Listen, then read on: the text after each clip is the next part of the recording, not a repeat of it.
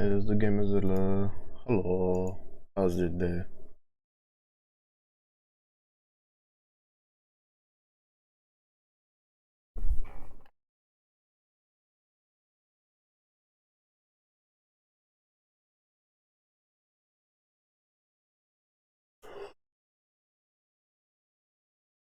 Also, why are you doing angry face?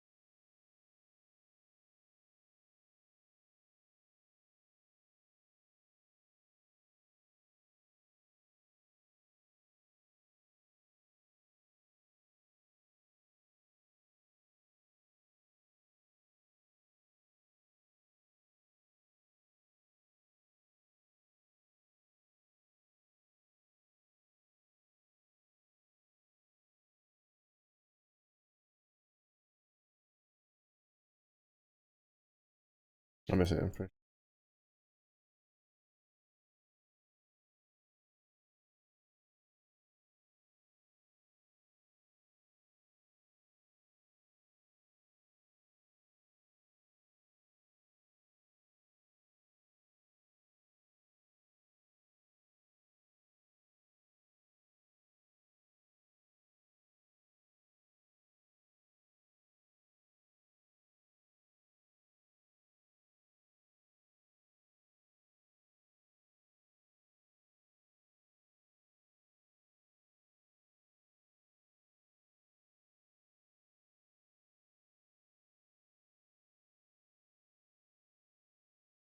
Yeah, there's two of them.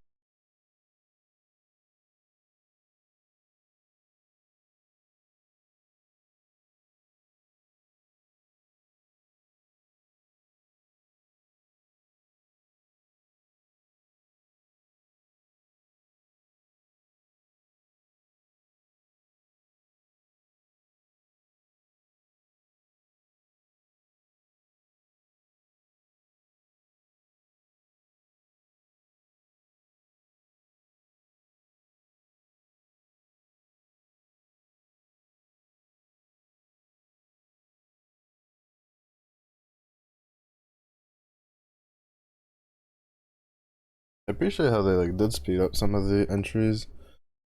This one used to be like one of the worst quests to like quickly get through because wait 1295. I'm at 21. Uh because like you had to wait for the full animation of her to transform and then for the spider webs in the door to fully disappear before you could actually like enter. They did their best of changing that on a lot of stuff.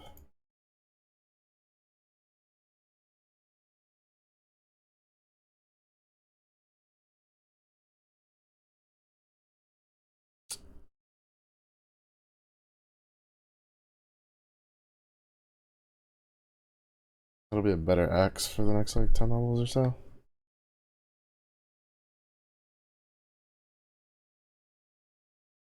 But,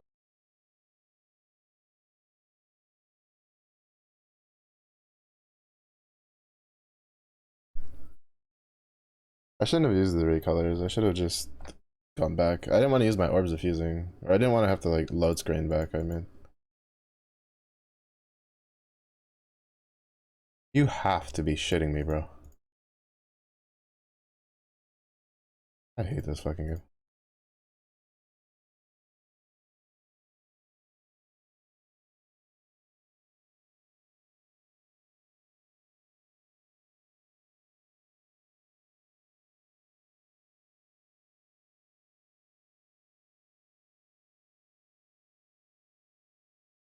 Not that really big. It's not really.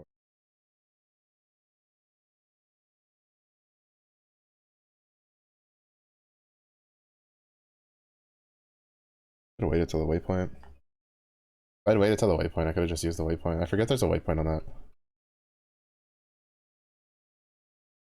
Oh, wait, no, that one doesn't have the waypoint. Wait, did I not grab? There's no way. Pretty sure I clicked it.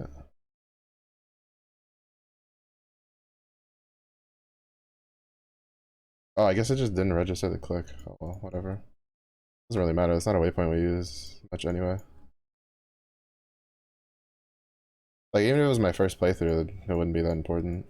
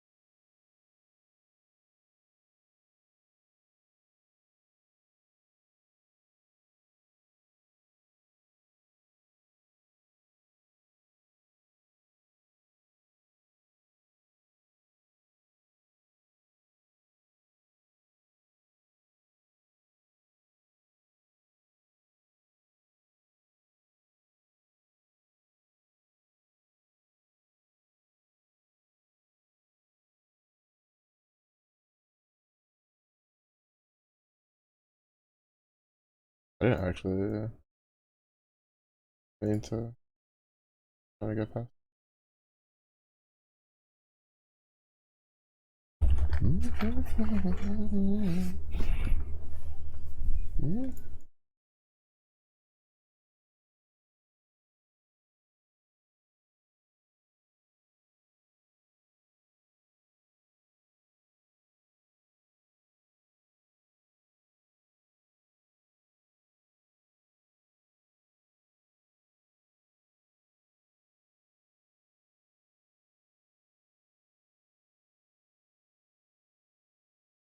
My game is.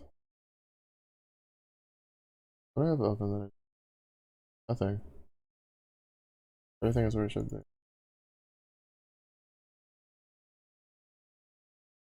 I wonder if it's Corsair.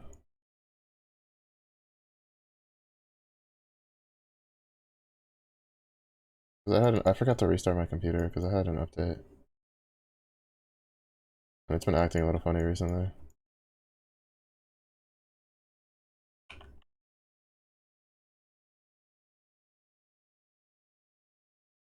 Bruh, take up the fucking thing. Thank you. Gracias por algo was good, Phoenix. Welcome.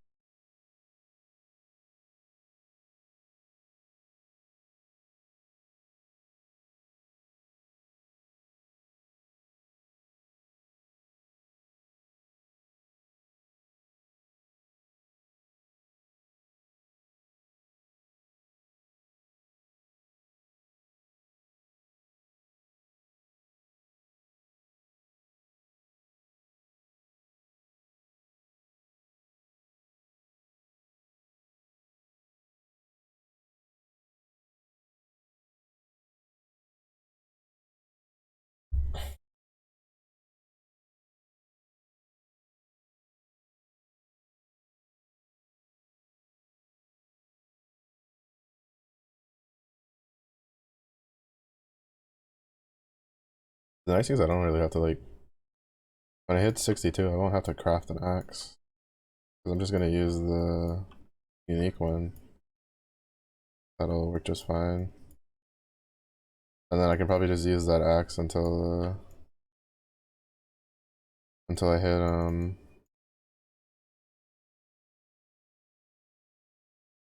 until I get some of the stuff for dual wielding.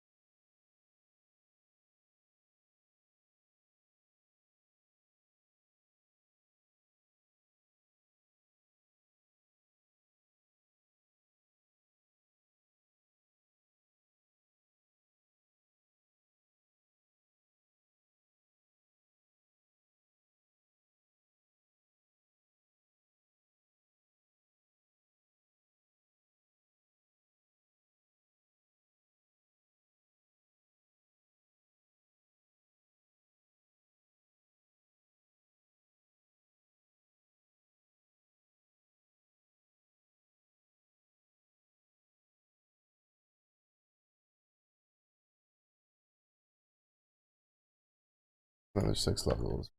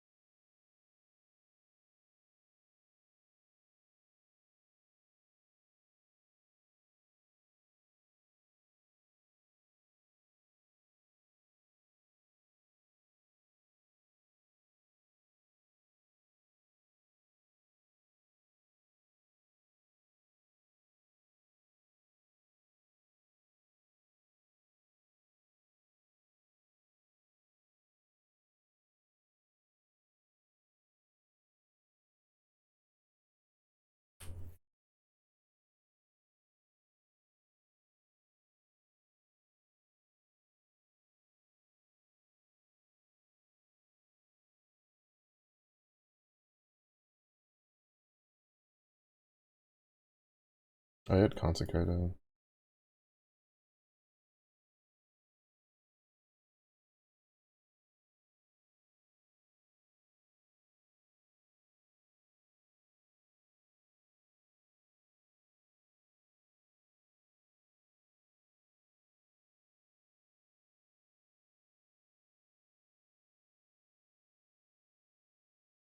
I guess you don't get the quest items if you finish like the basic.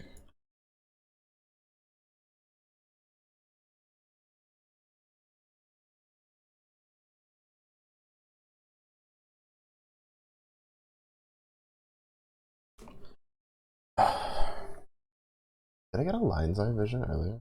I feel like I've gotten one this league and I just sold it because I was like, who the fuck? I was like, I don't have a build I need for this.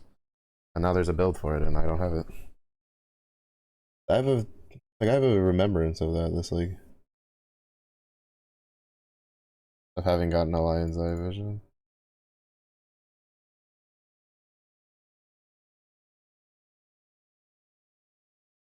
But I don't know if it's just the league starting to meld together in my head and me forgetting which one got what. At 62, that's another 4 levels. No, 6 levels.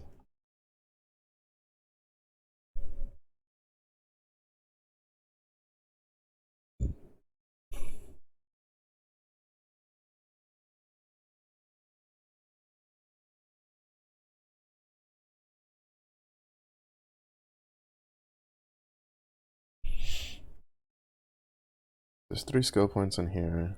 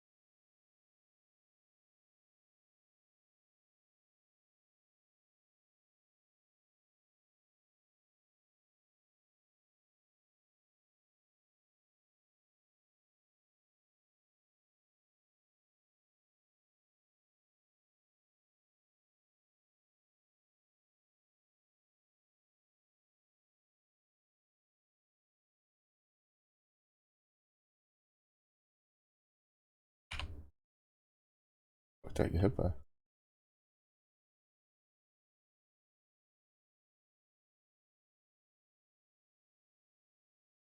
Something hit me and almost killed me, and I don't know like what it was.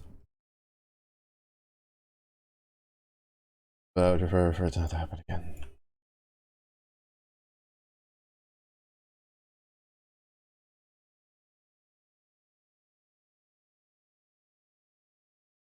I swear they upped the amount of rares you can run into in the story, I feel.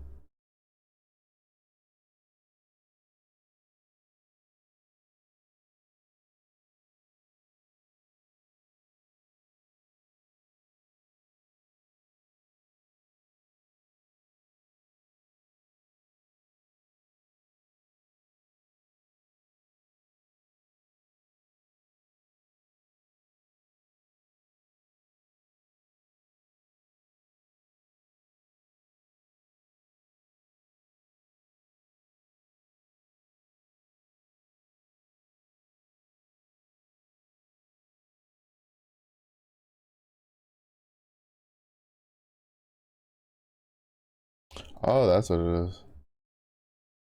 I think those guys like something had like something after death. An after death effect I walked into. To be fair, some of my stuff is still low gear because since I kill things pretty quickly, I haven't felt a need to like up my survivability. And even then my defenses aren't like super terrible either.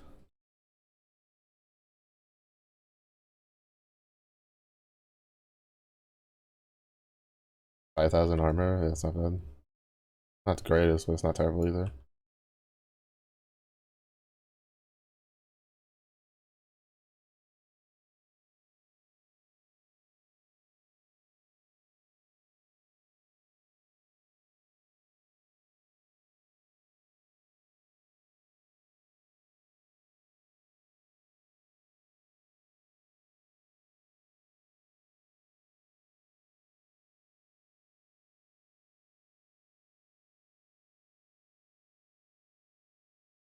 I'd calling strikes tincture, he'd be dead there.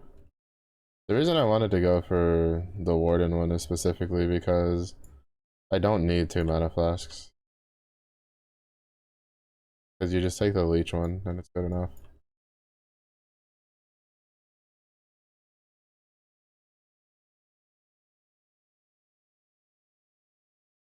Because on a 4 link, you can't, it's not going to be super duper expensive, right? It's 17 mana to cast my ability.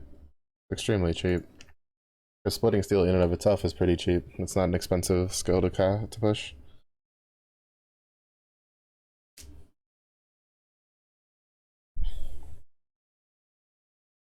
Whatever. Let's see if we can find the Warden here.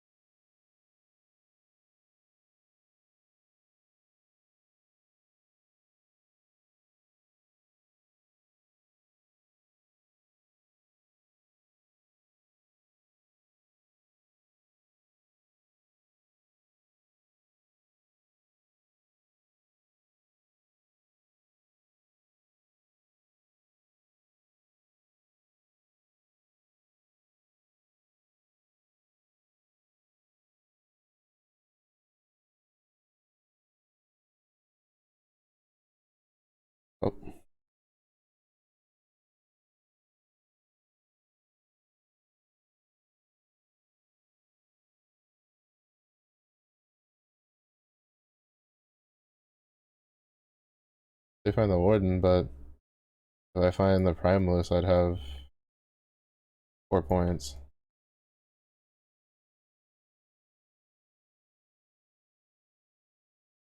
Actually, we can find a different, but I don't think it's gonna be the case. Especially in these lower ones. These lower ones, usually it's pretty hard to find multiple routes.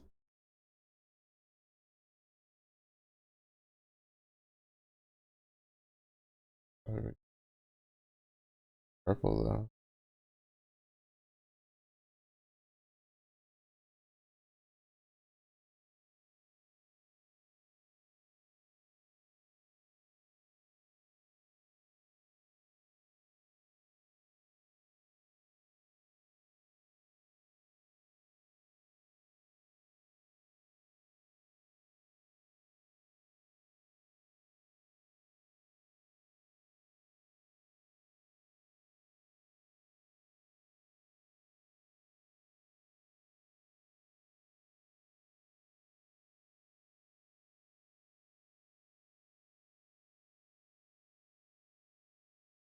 Oh, I tried. Fuck it, I'll just look for her in the maps. I don't feel like delaying. This build doesn't need it.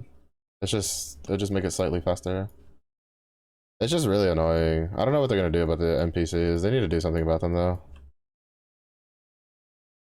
Like, at least while leveling. Like, they can just nerf like the stuff you can get while leveling and just make the NPCs more common, I guess.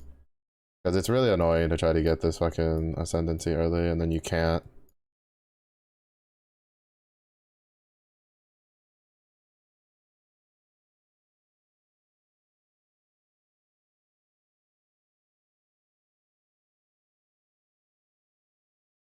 Whatever, he's like dodging half of my.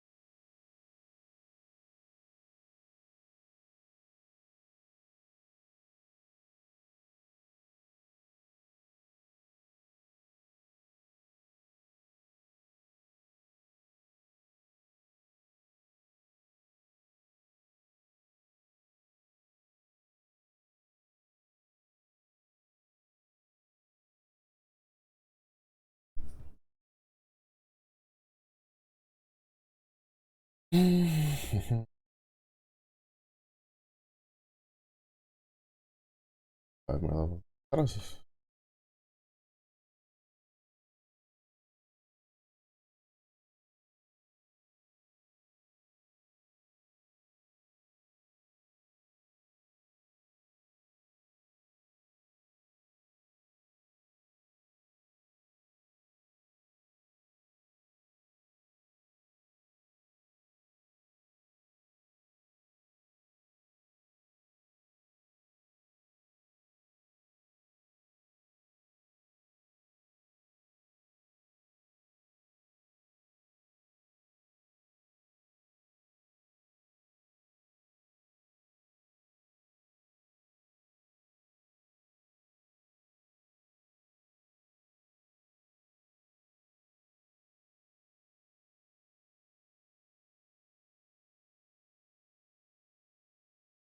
Normally I would have just kept running, but he went at a pacing that like kept hitting me and it pissed me off. I wanted him.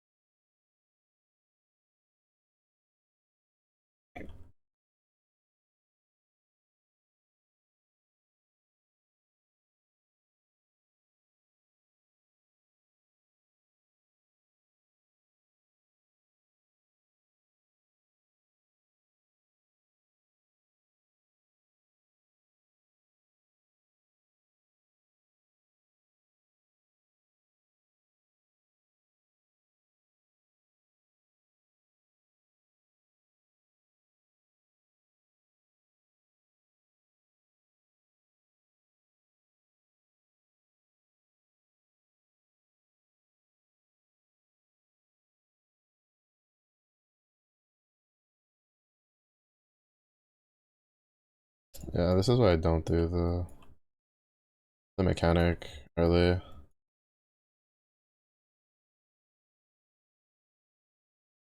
It gives him too much HP. If he wasn't primal empowered, he'd be dead. But the problem is he's primal empowered and he has physical resistance. And all of my damage is physical damage.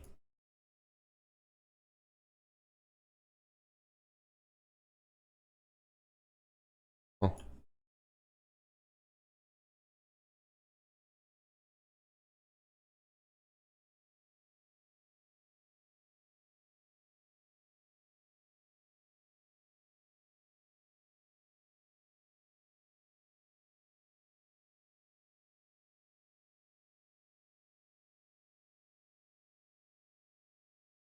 So since he's primal empowered, he has a lot of HP, right? So he's also physically resistant, and I have no way to like mitigate any of that.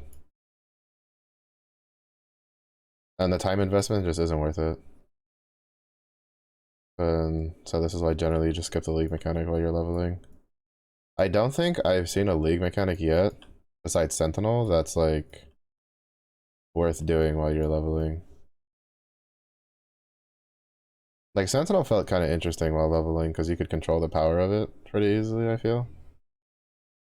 Like, to be fair, I didn't do much of it when they did the event, but like I'm pretty sure the Wildwood area was designed to go core in mind. It feels like something they could use to do really easily. The fact that it has the omens kind of tells me that I think they're thinking about using it for like tattoos.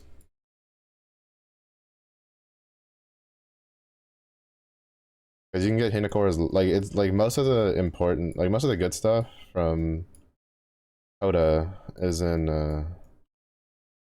for consumables, is in the Wildwood area. Like the omens, Hinakura's locks, stuff like that. I think the only thing that hasn't been shown is the tattoos, and I think that's because they're trying to like balance them. So they're not like crazy overpowered and like super mandatory. Like they were when Toto was in. Like they're like I'm assuming that's probably what's gonna happen is they're gonna introduce like a limited amount of the like what's probably gonna happen is they're probably gonna wait a season or wait a league, and then they'll probably reintroduce Wildwood area, and I wouldn't be surprised if they just like reduce the amount of like vendors down to 1 or 2 at most, and then that vendor like sells tattoos.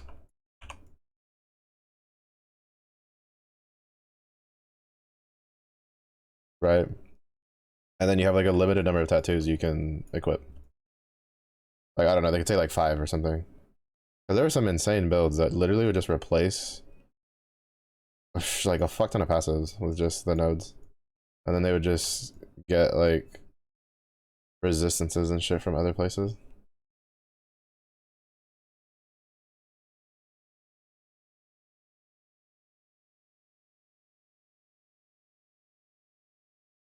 And I'm pretty sure they don't want that being like a standard core thing. So I wouldn't be surprised if we'd see something like the suppress ones, maybe the all attribute ones. I don't know if they would if they would bring back the like the bleed tech one, or not the bleed tech one, the corpse explosion one. Because there was a lot of builds that popped up where well, not corpse explosion, but it was the one that when you kill the monster, it like increased the chance of um they have a lot of shit in here. Oh no, most of those are orbs of basically color orbs. Uh but I wouldn't be surprised if most of the spicier ones weren't in. But well, even if they were, they could just like, you know, control it. They could just be like, well, you can have one of the notable ones and then like anywhere from like 3 to 5 of the other ones. Because that way you could have something to like enhance builds with, but still not be extremely overpowered or like completely build defining, as in AKA you cannot play it without this item, and just leave that to be the uniques. Because I don't think it's ever a good thing for there to be like something extra that's not like an item that dictates whether or not you can like play a build. Like I don't like the fact that there's gems that like there's certain builds that you really can't play without certain gems. Like I feel like gems should always be an enhancer and not a um not a like I mean I guess you could do a couple, but like it's just I don't know, like I always feel like it should always be I should always be chasing like an item, not like a gem item, like something that I socket into something. That's kind of more of a personal preference kind of thing.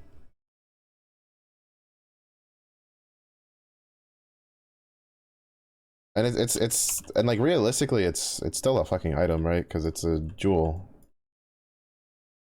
But it's just like,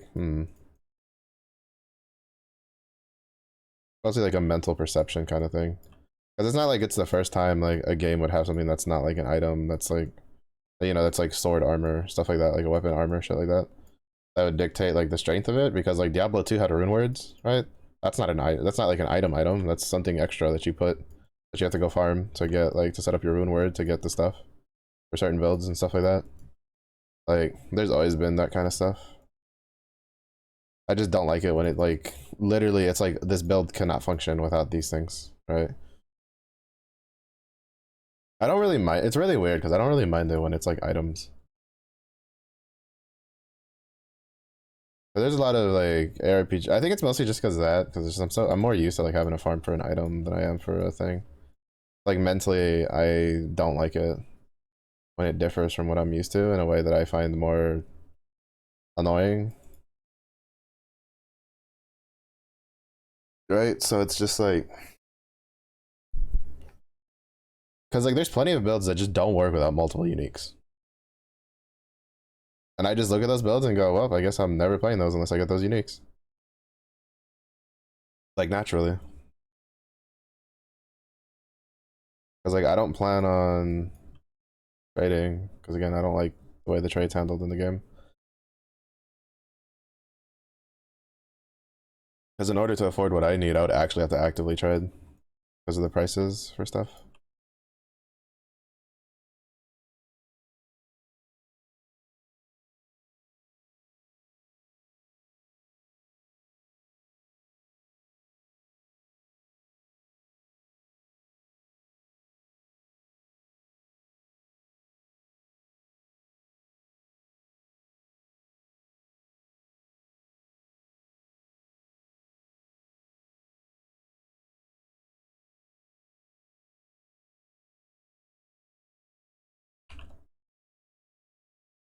This is the door, no? Oh no, this is the portal.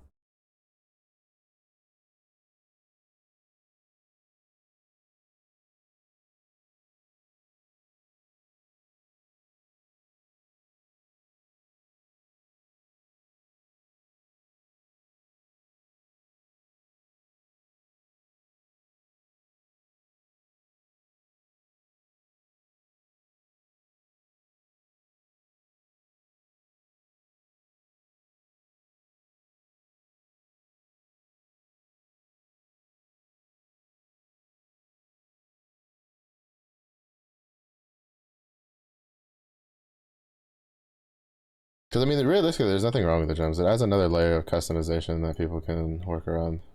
Like gems are something that I need to like be more proactive with myself, right? Like looking at what are good ones to have, because most end game builds have a good assortment of gems, because they're a well rolled gem has a pretty good chance of providing a boost that's higher than a lot of like the extra stats, because like the skill tree has to be like more average, right? Like it has to be able to fit multiple different things, which then makes it kind of bad for truly mid-maxing something.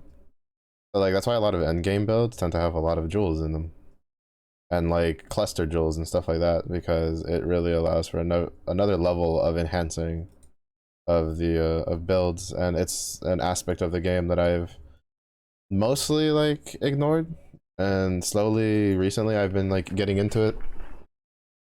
That's why the passive tree has jewel nodes. That way you can put them in there.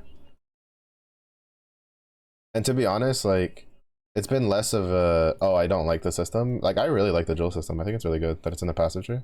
It's just that there's so much going on in PoE that I'm like, I don't like I just willingly cut out like a section of it so I wouldn't have to worry about.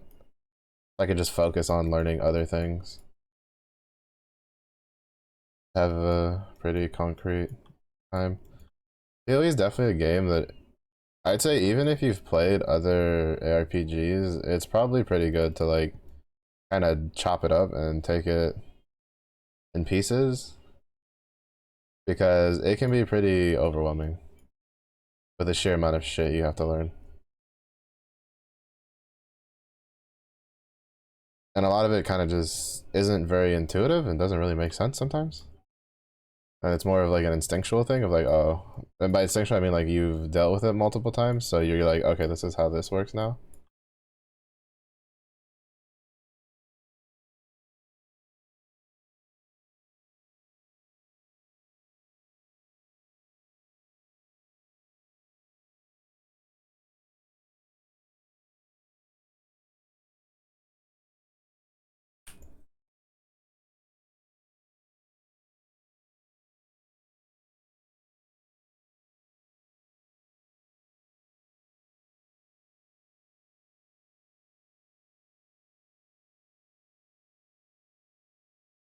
Oh, it's a little interesting to see the least. Yeah, I need to get a lion's eyes vision. I think I have some of the divination cards for it. But I don't think I have enough juice that I want to risk like trying to double them. Actually, I don't even think I have enough cards that I'd want to risk that. I think I have like 2 cards at most. Because it doesn't pop up on my filter. Because it's not considered like an important divination card item. Actually, I don't even know if it's Lion's Eye Vision. I know it's Lion's Eye something. It might be Lion's Eye Vision.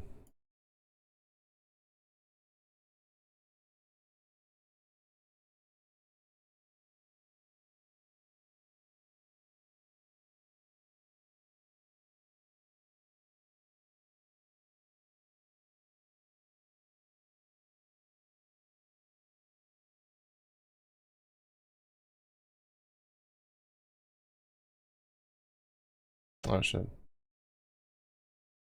I like the bit there.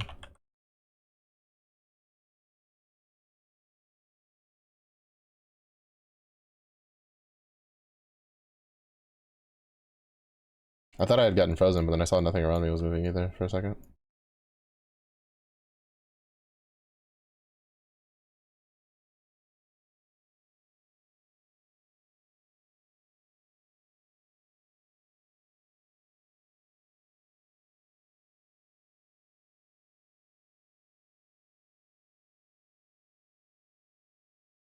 What the fuck is applying corrupted blood to me? Is that you? No, it's this other one. Bitch over here. Vey.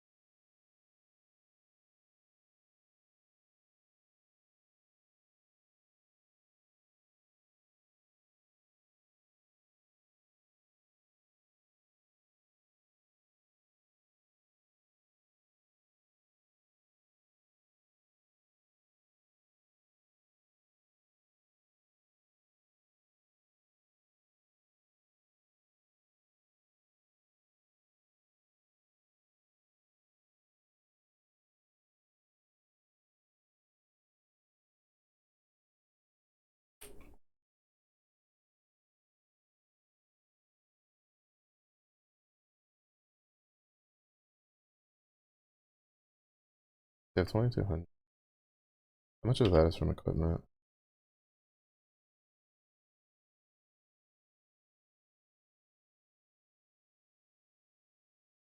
20 there. 100. Okay, we'll grab the other. We'll grab the accuracy nuts.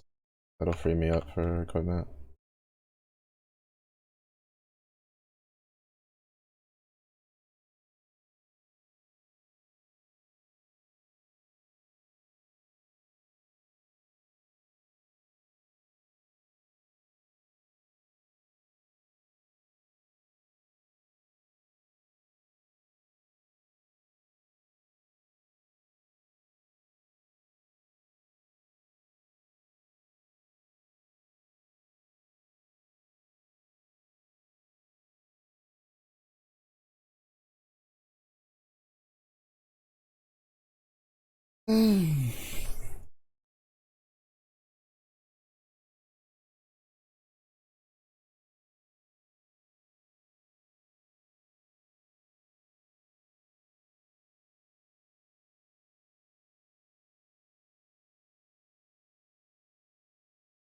Forward.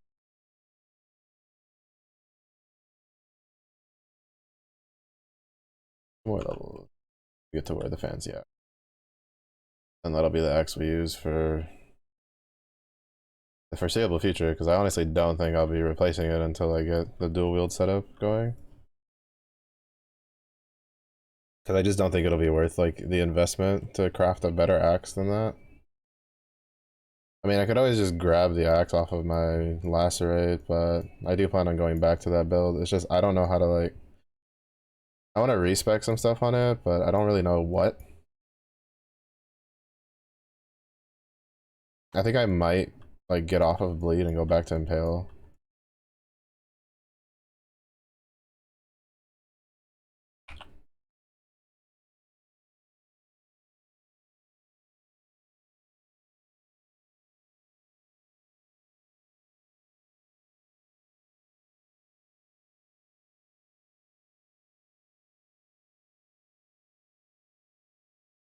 I don't have a belt of the deceiver. I got a couple of them last. Wait, is that the rage effect? I've never noticed it before.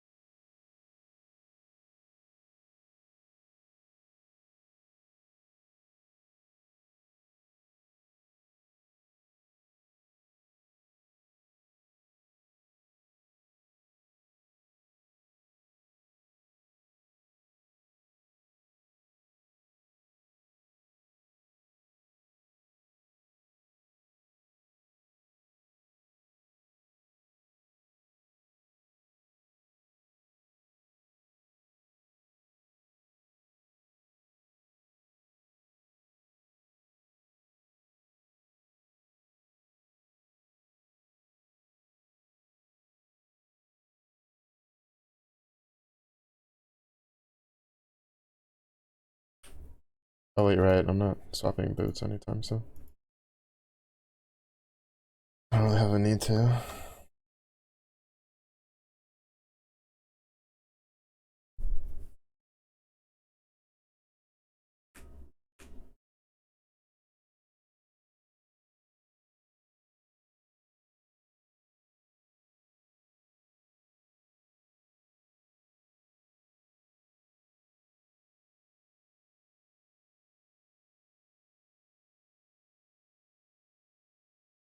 Mm, 51 lightning, attack speed, additional time. Oh, I don't want to see if there's.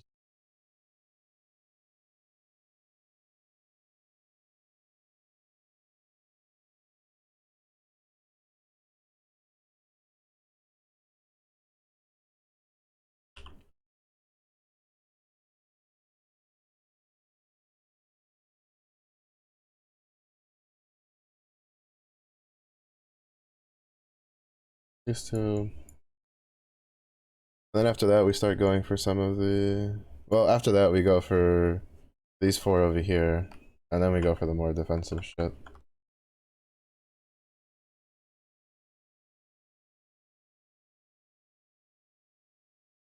At least the notable ones, right? So I'll go for here, did the grab herbalism, and start grabbing like the masteries, and then go for the suppresses. The suppression. But oh. I don't know if that really matters. Oh, it might, because we might go for frenzy charges later. basically, like when you go for here, he puts this point here. Yeah, we're gonna go here and then this way to here. So we have like all the attack speed, and then we go for like the HP notables.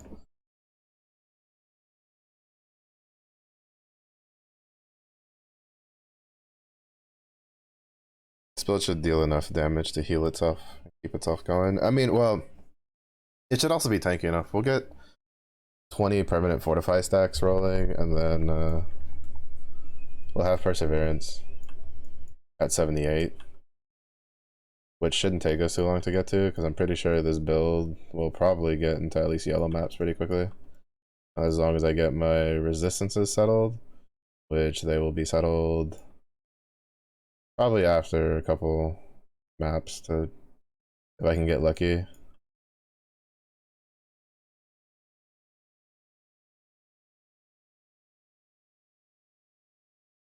With getting some good gear with resistances and a free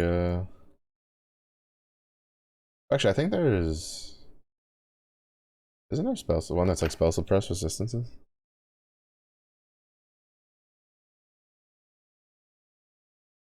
This one?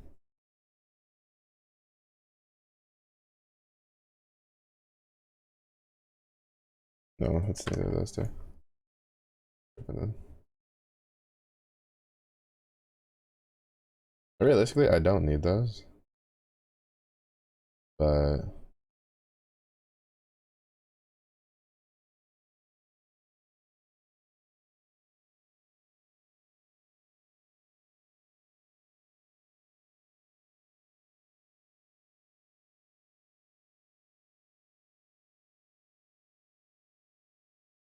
it just frees me up for gearing later. And it comes with attack speed. That's fine.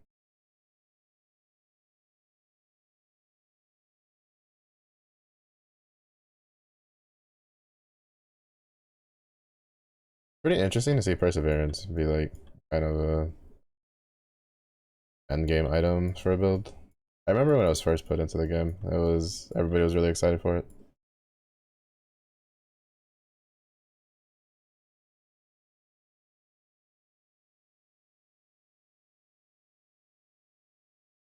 For like champion, because they're like, holy shit, permanent fortify, and then you get permanent onslaught, like GG's, baby. And then champion kind of like fell to the wayside because there wasn't a lot of like champion builds that were worth doing. Like almost every single champion build, for at least in softcore, has a better alternative to it.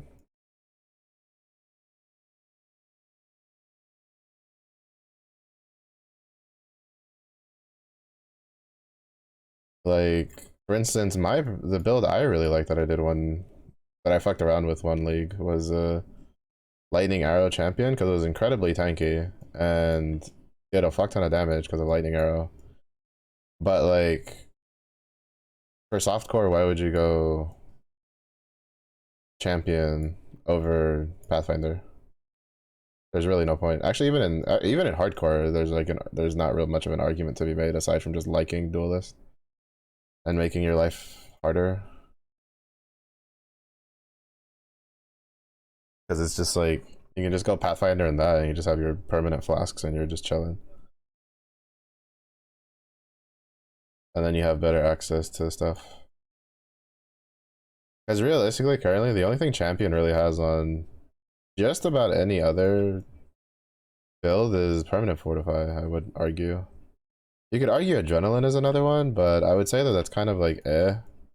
Because aside from a corrupting fever or a corrupting blood like setup, like basically aside from a corrupting champion setup, either corrupting blood or corrupting fever, which corrupting cry and corrupting fever. Because corrupting cry can use corrupting fever too, but that doesn't really need it.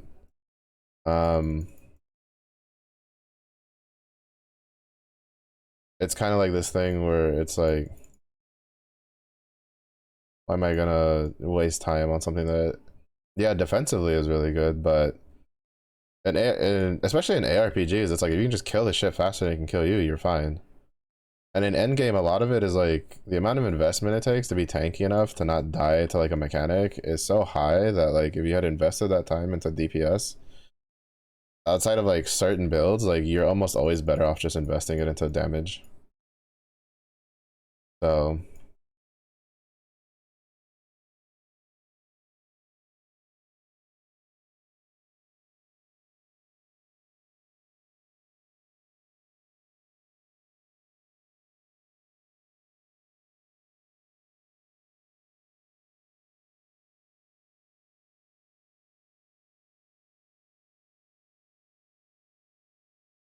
which kind of sucks because I really like champion. I like having the fortify. I think it's really nice because there's not a lot of builds for it. If they ever come out with an ability that's worth using that scales off of fortify, champion is going to be fucking ridiculous.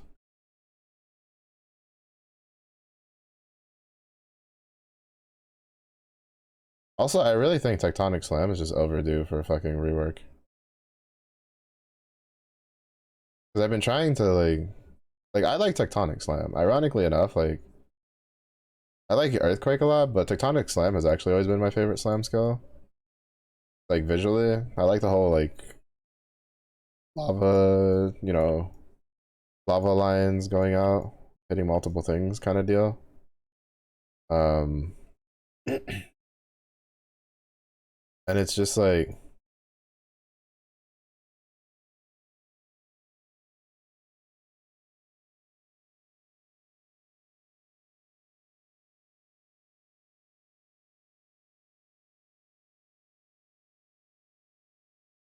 I'm trying not to die. This build's plenty tanky. It's just that for the sheer amount of units looking at me, I can, and how many of them are ranged, and the fact that some of them can freeze me, like pretty easy to die in here.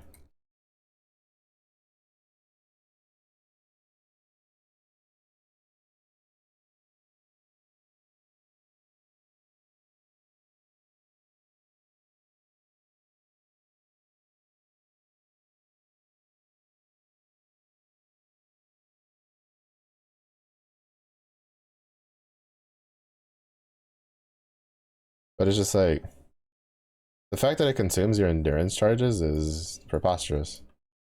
Literally one of the most like because like it like it doesn't deal enough damage. I feel to justify it consuming the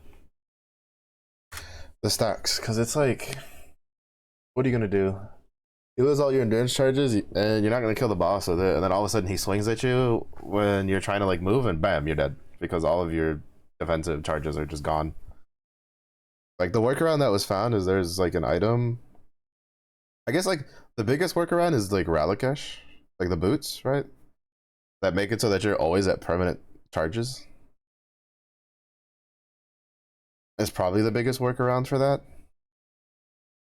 because then that means when you slam, you're still at quote unquote full endurance charges. You're not at like low endurance charges. So,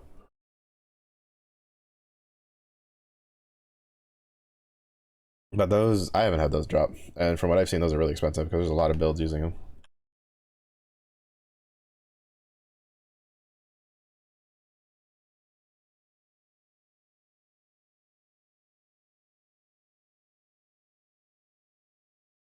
So like if I get one to drop, maybe, but like the build I was looking at, there's a guy where he has a build set up for it, which the build itself seems pretty solid, like all around. It's just that you kind of really can't do it without certain uniques and certain setups. Like he uses Juggernaut, which I'm thinking, I think it's an ascendancy that Juggernaut has, where every time you gain a endurance charge, you have a chance to gain like 9 or like basically full amount. Because if not, then you have to wait the charge up the wind up time for it, basically.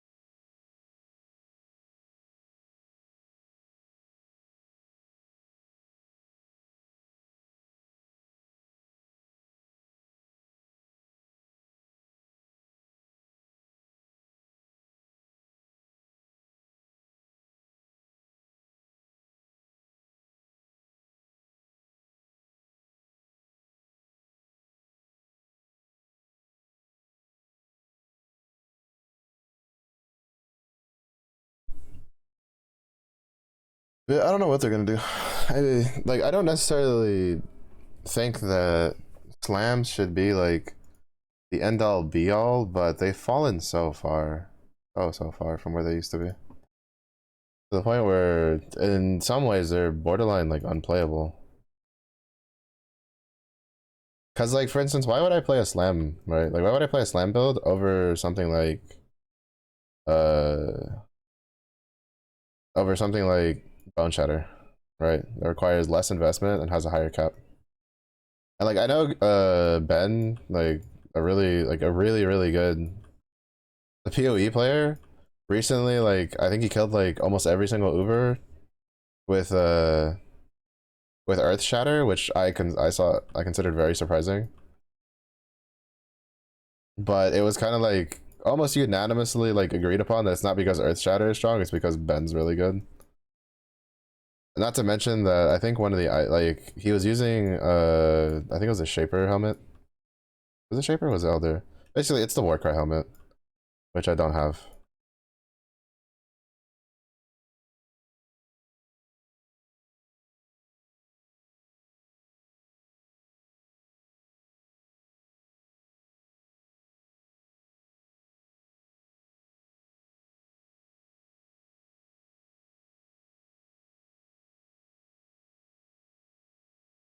Oh nice. And swap axes. I was like, wait, what level am I?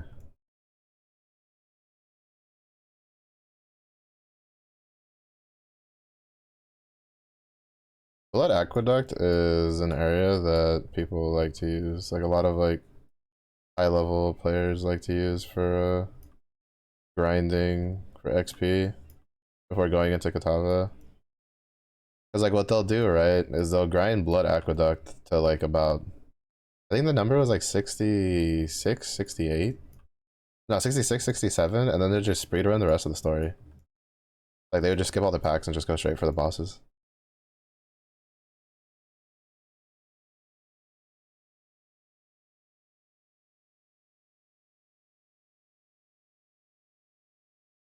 Because it's the packs are very condensed. It's a pretty good level area at 61.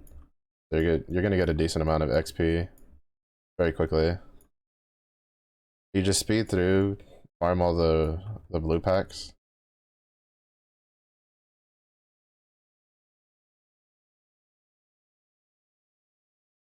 Get a shit ton of XP. And then just continue on. Even though I heard some people change to what is it? Uh the area after this act. Because they use it to farm betrayal. And with the changes to like the zones, where every time you spawn, like there's a certain zone. Oh shit, I wasn't paying attention. Oh well, I can run all the way back again and go on the other side and just clear out the other side. Lost a little bit of XP though. Kind of sucks. I wasn't paying attention. I'm not gonna lie. I don't think mobs should be able to detonate dead. I really don't give a shit what anybody says. I think it's such a it's such a troll thing for them to do. Because like the effects for detonate dead is so like unassuming. It's literally just like a little fucking red line on the ground. Like it's so not obvious at all whatsoever to me, at least. When there's like so much shit going on and you're trying to like kill the rare that's in front of you.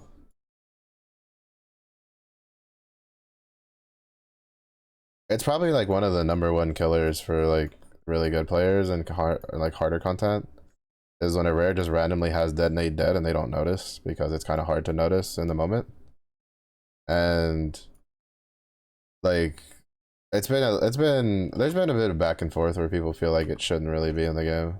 Well, like not necessarily like not in the game, but it shouldn't be something that like enemies can cast. Just because like it's kind of hard to keep up with it, the mix of everything that's going on.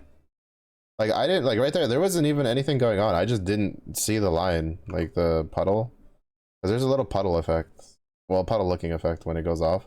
I just didn't see it, so I just stood on a corpse and died.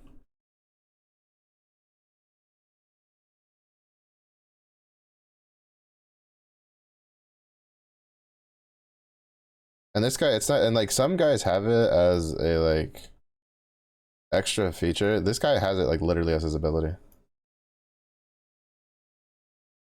And I don't really think it should be completely removed. I think if when a Lyra does it, it's extremely obvious because the fucking circle is massive, right? Like it's such a huge fucking circle that you can kind of tell. But like in that one, I don't know. I just didn't register in my brain that he casted like detonate dead on a pack of corpses, and I just stood in it and died. It's also the main reason why I'll probably never play this game on hardcore. Well, actually, it's not the primary reason, but there's like things like that is why I don't really care to play this game on hardcore. Because the amount of times I've seen like really good players like die to something like that because it's so obscured with all the other effects going off. I'm like, bro, I would literally be tilted if I lost my hardcore character because of that.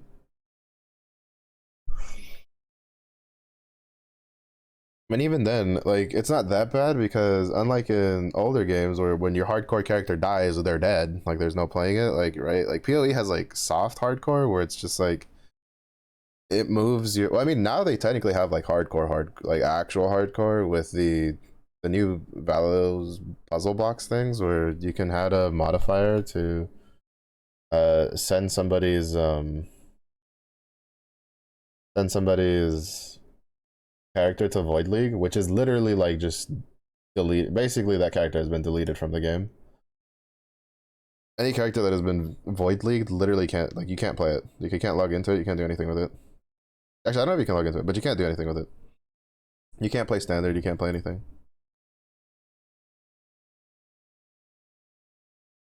And it's just like, but like the regular hardcore, right, is your character just gets moved over to, I think it's just standard. I don't remember if he gets moved over to standard. He just gets moved over to trade league. One of the two. I don't remember which though.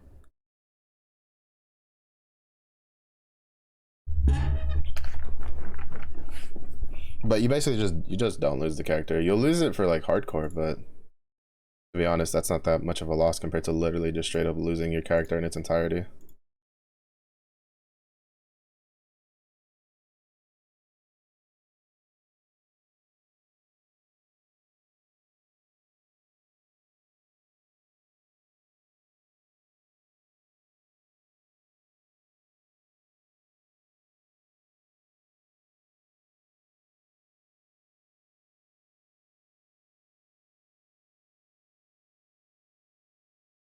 I need green, red, red, or one green, three reds.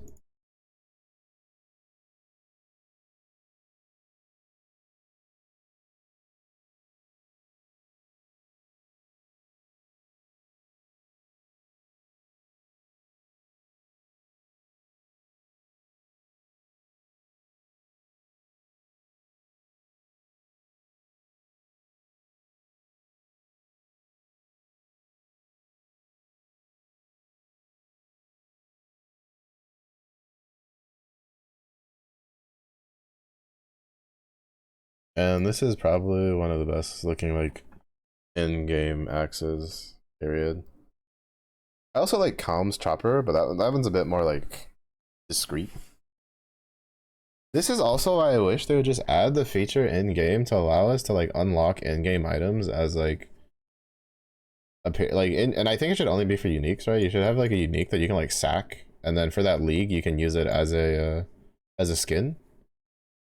So that way, like every league you have to like you have to reacquire it because like for instance with this axe I would be torn between like sacking it so I could use it as a skin for the rest of the league or keeping it to use it for builds.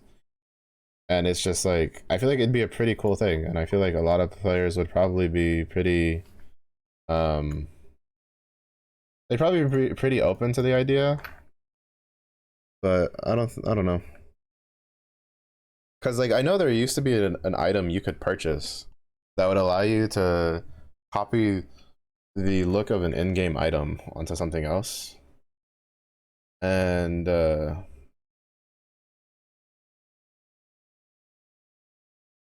I'm just like I don't know. Yes, because like the nice thing with this is that like you get like whatchamacallit, you get Basically, um, holy shit, the damage. You basically get unconditional, unconditional rampage, which is really nice.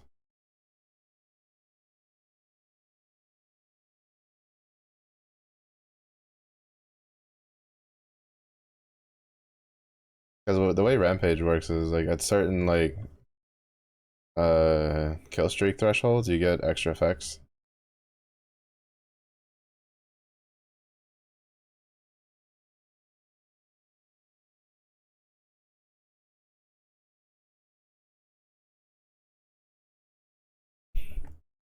Like this axe is considered like one of the best. Like not like basically when you're playing Bone Shatter, if you get one of these axes before you craft a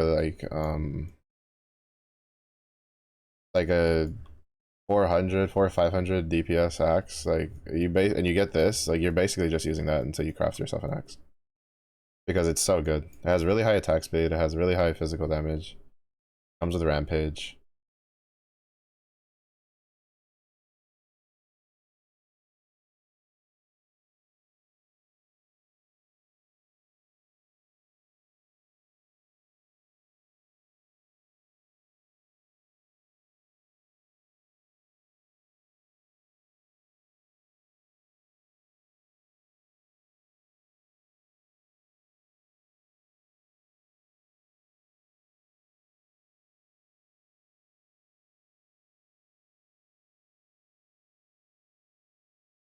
And for story purposes, well, I mean, even for questing purposes, you're not gonna find a better axe than this for a while.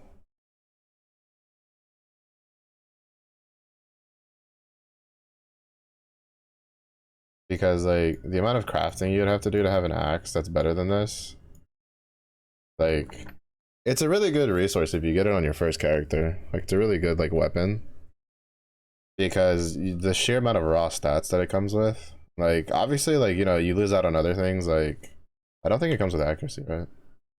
Yeah, no, it's just physical damage and a little bit of attack speed, which we got the lowest roll possible on it. The highest roll is 12%. 10% would have been nice. Well, 10% is what I would have hoped for personally. But you don't get accuracy on it, which kind of sucks. But you can just get accuracy from other things. This is also why well, the what should we call it? I think most of my accuracy is on my helmet at the moment. But generally, like you can deal with it later. A lot of times you just put accuracy on your accessories like necklace, rings, and stuff like that.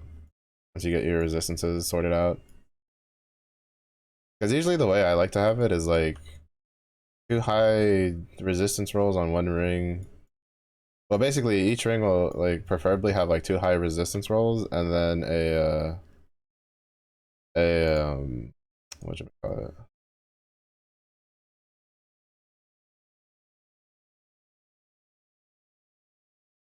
An accuracy roll because I'm taking accuracy is also a suffix. So get like 2 pretty high resistances for like cold fire, cold lightning, like separate ones, right? And then put like max HP and then whatever like main stat you need on top of that. That's kind of like a pretty good ring. Even better if it's an amethyst ring, so it just comes with a chaos resistance implicit.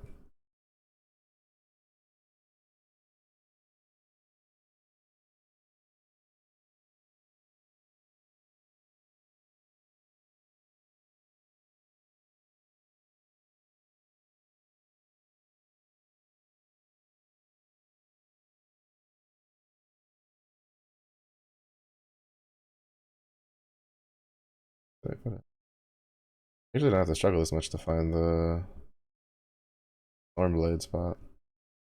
Oh, there it is. Usually it's like lower than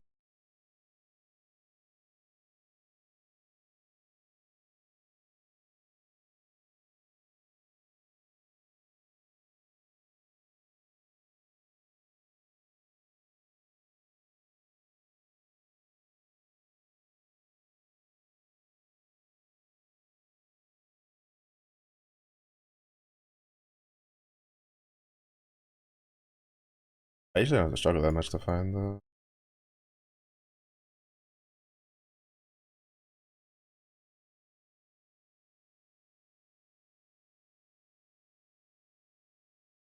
Find the Stormblade.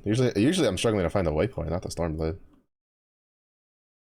Oh, it's down here. It's like over here.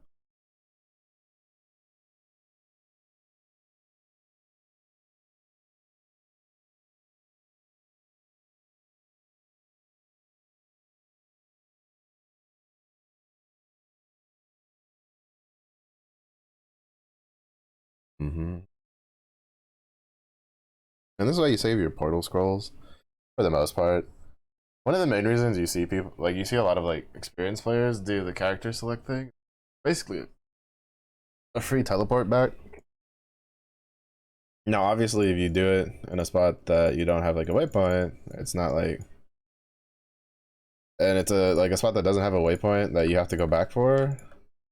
Then obviously that's a problem. But that's what portal scrolls are for, right? So like for instance, this it's so much more efficient to just use a portal scroll, go turn it in, and then go back, like because you use the portal scroll in front of the area. It's also decently efficient if like on your way to look for this area, you run into the waypoint, then you can just go back and then waypoint back, and then just keep walking.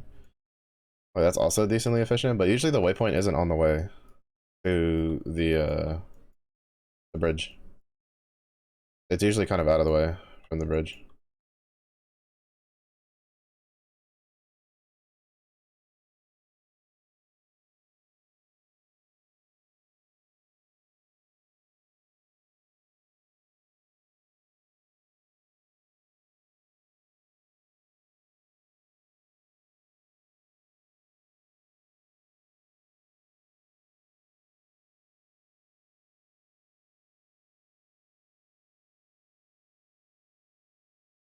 I can probably kill him since I have the axe on. Rather not deal with it.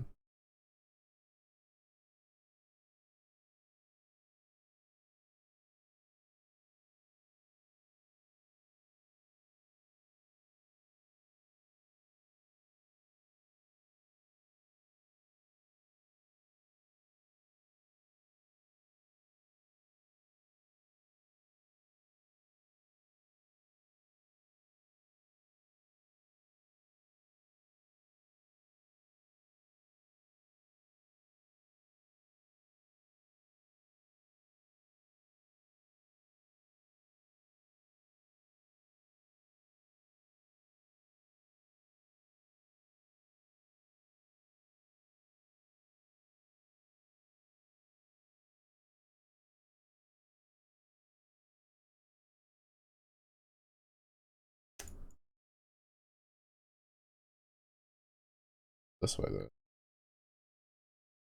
Pretty sure it's still.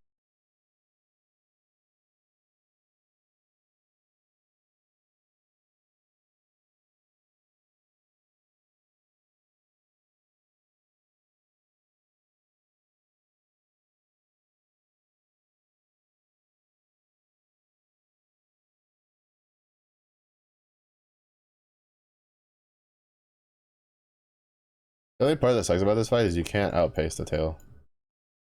Because if you get too far ahead of the tail, it doesn't attack you, so then it doesn't move. It's really annoying. Especially when you've done this like so many times. Like on average, I'll do this fight like 4 times, 4 or 5 times a league. On average. Sometimes even more. Last league I think I made like 8 characters. Because I just kept finding like builds that seemed interesting that I wanted to try, and then like items. And then I would get the item for the build, and I'd be like, well, shit, now I gotta try the build.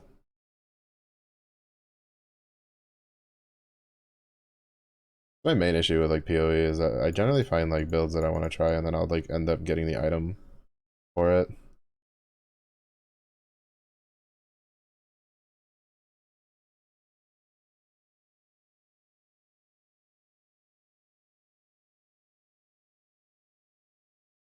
I almost died there because I forgot that she has uh,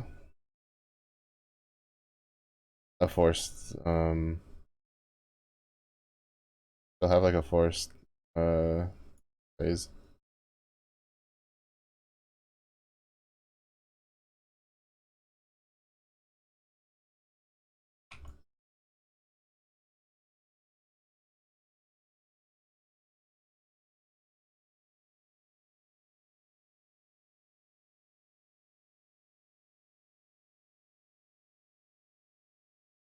Oh wait, no. Wait, have I? Get the passive. Oh wait, no, right, that was the Stormblade one. Wait for gore. I'm sitting here like, wait, what the fuck? Like, where am I? Who am I? What am I?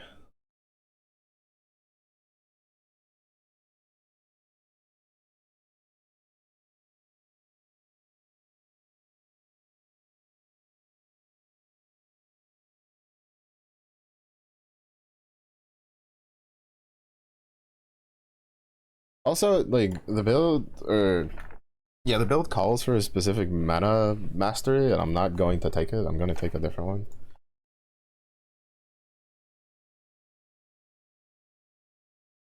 Mostly because I don't think it's that much better. I mean, I could try it just to see what it feels like.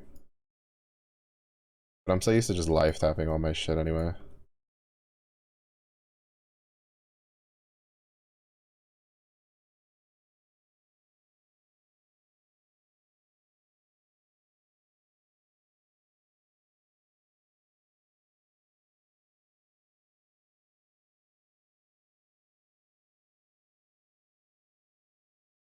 Fucking good.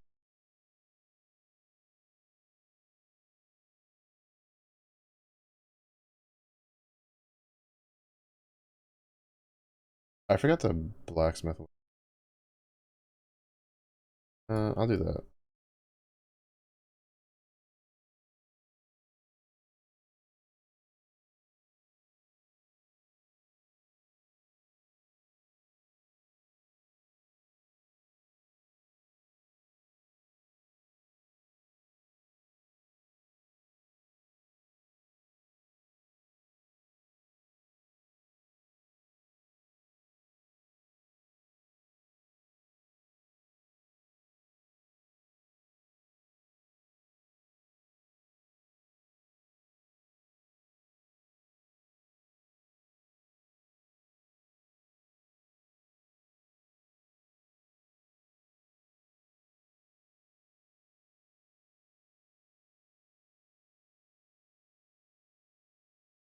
But usually, this one says, like, the build has to 10% chance to recover 10% of mana when you use this skill. But I think I'm just gonna take the 12% mana reservation one. Which is what I normally take when I play something else. Well, when you take the mana one. I don't really think the 10% one's like, it's 10% of 10%, right? Like it doesn't make a whole lot of sense when my thing costs like 17 mana. 10% of 17 is 1.7. I think I don't remember if PoE is one of those games where it rounds up or rounds down. Because normally, 1.7 in a usual like not specific needing circumstance IRL, you round up, right? You go 1.7, 1.7 becomes 2. But I think PoE tends to round down. I don't really remember though. So don't quote me on that.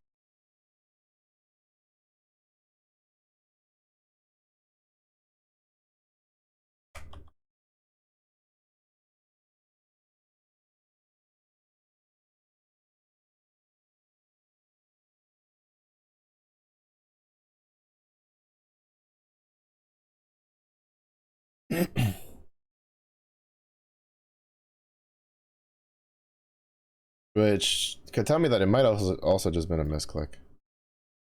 Because I don't think I've ever seen a build take that for the mana mastery. Pretty much every build I've ever seen that takes a mana mastery node, you always just take the 12% or a reservation reduction.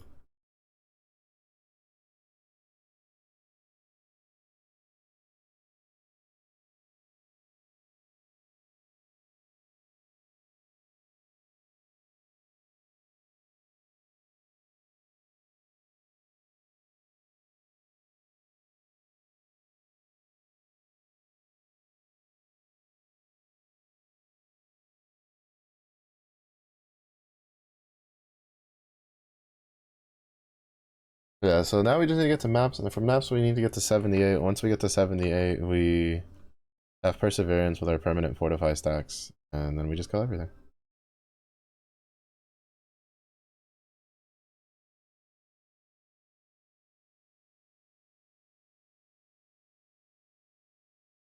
And then with that, we start farming Betrayal.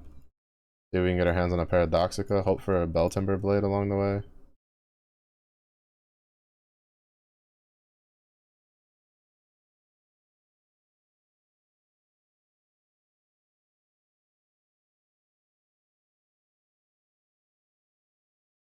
And if we're lucky, this will get a little nutty.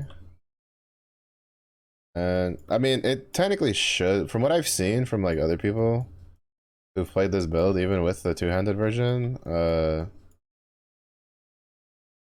it should be better than my last rate build.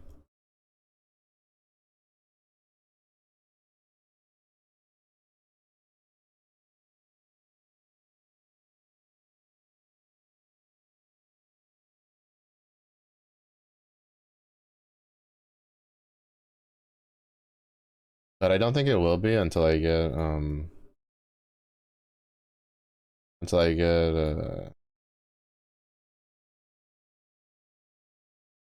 whatchamacallit.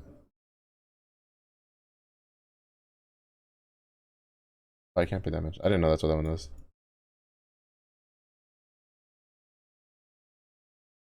But until I get the Lion's Eye Vision and 5-link it, I don't think it'll be... I think it'll be better in the vein that it should deal more damage, probably, or that it might be a little safer. With a better ranged ability. But yeah, I think what I'm gonna do is I think I'm gonna swap to Impale. I need like... What is it? 15 Orbs of Regret or some shit like that? There's a respec I want to try. One of the main reasons I haven't started like fucking around a lot with the build, the Lacerate build, is specifically because it's my best build at the moment. And if I fuck with that too much, then I have nothing to fall back on. Like just absolutely nothing to fall back on. Like I would like to have at least something that can handle red maps before I start fucking around with that.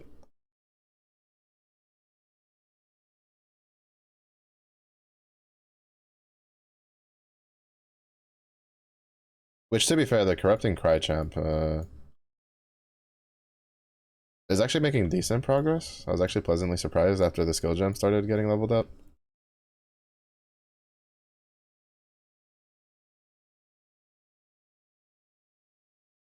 At how well it was doing. The only problem is that like its single target's pretty shit right now. Because I don't have a lot of like... I basically, like, I need to craft a scepter for it.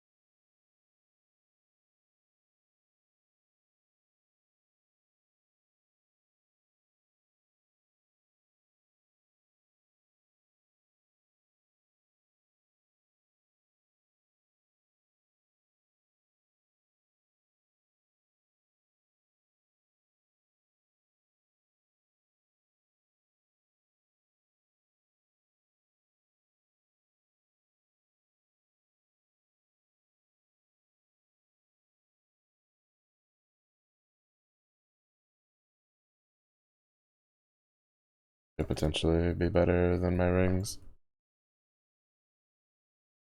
To be fair, I have a decent amount of resistance. Because I have pretty good uniques for it. I have a bunch of all resistance from my Carnage Heart. I have a bunch of all resistance from both of my unique rings. Then I have decent resistance values on the rest of my gear.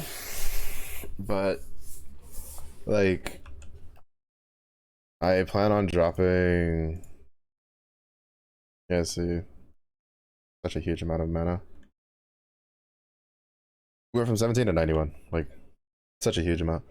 But yeah, I'll drop this, I'll drop this. We'll probably end up dropping this eventually.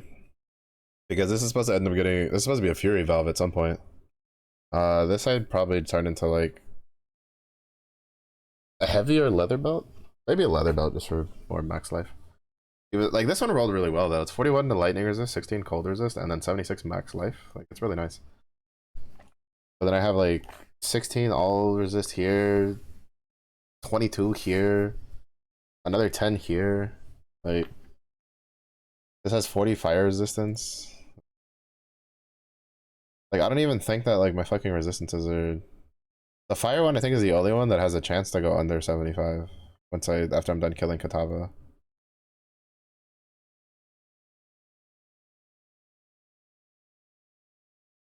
That's chilling. What the f, I'm trying to read.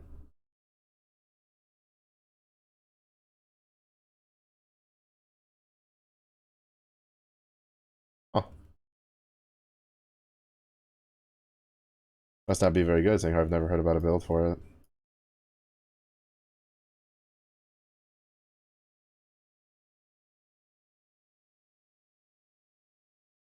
The other thing is that there's a lot of builds in like PoE that like I have passing interest in that I want to try. Like I still kind of want to try a Cobra Lash build. I know there was one last league, but I know it's also really expensive because it needed a lot of items to be good. And even then, it wasn't like super fantastic from what I understand. But I just like the effect of it. It looks kind of cool. Got little green boomerangs, I think.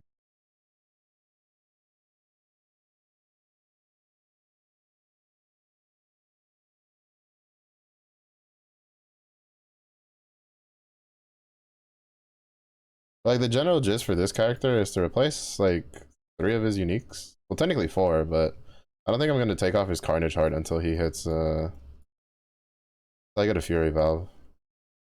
Which I don't know when that's gonna drop.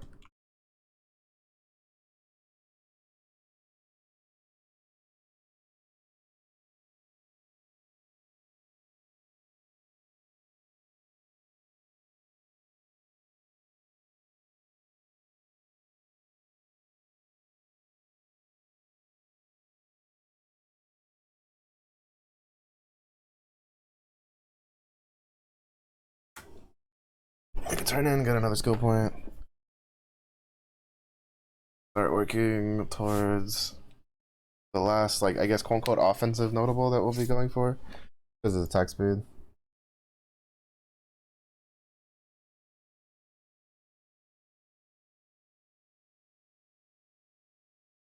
Give this. We go this way because we get spells, suppress, evasion, max life. Then we get movement speed, spell suppress through here, and then we get attack speed with accuracy and dex here. Then after that, we'll grab herbalism, we'll get thick skin. Let's see. And then after that, we'll probably start going. Well, we'll get like the mastery, right?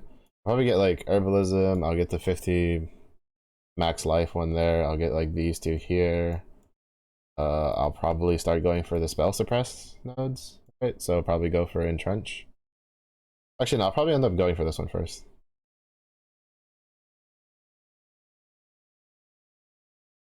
Go for this one first, and then go for entrench after.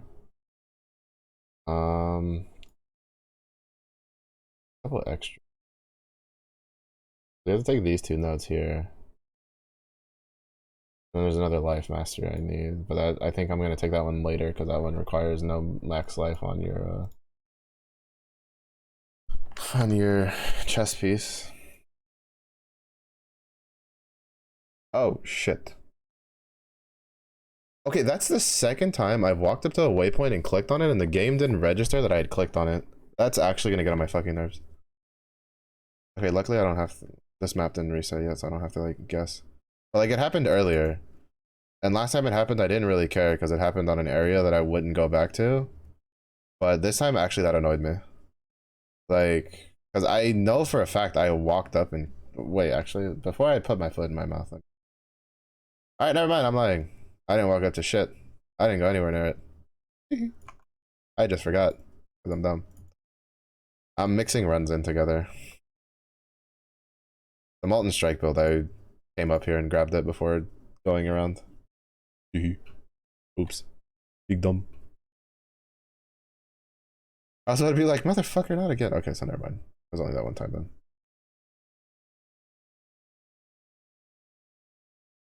I just love the way this axe looks. Look at it.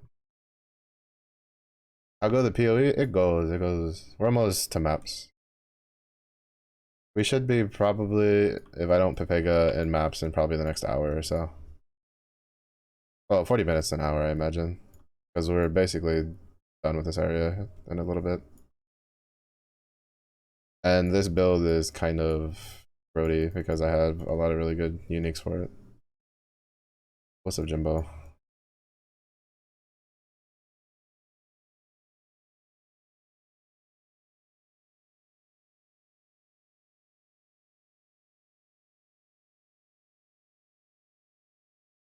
I pick a 20 just now. 14 kills, 7 assists. Time to beat up your randoms or your teammates. Whichever one. All the above.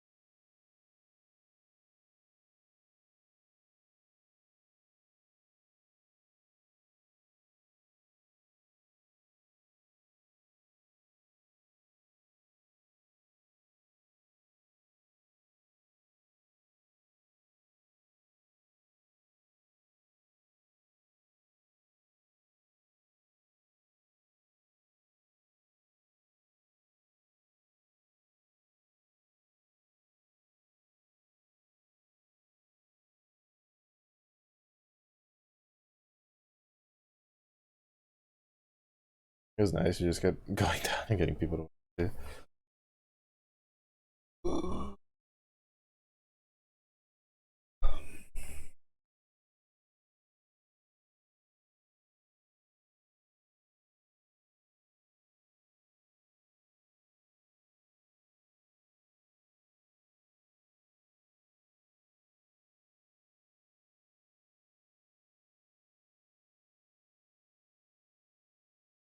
I don't think I've ever come close to a 20 before though. I think my highest amount is 12. I know this season I got a game with 11 kills in it. But I think 12 is like my highest. Or it might be that 11. I don't know. I don't remember. It's either 11 or it's 12. It's one of the two.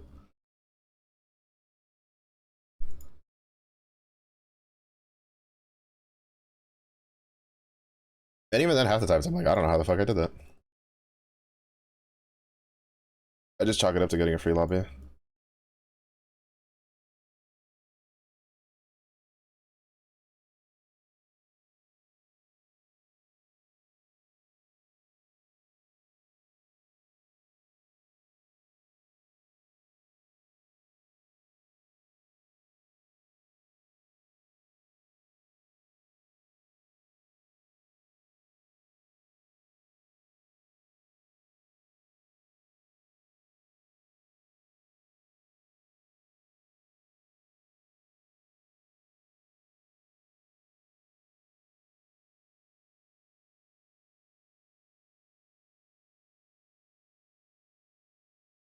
This boss sucks if you don't have enough like survivability and you have a lot of like uncontrollable AoE. You just kill all the safe spots.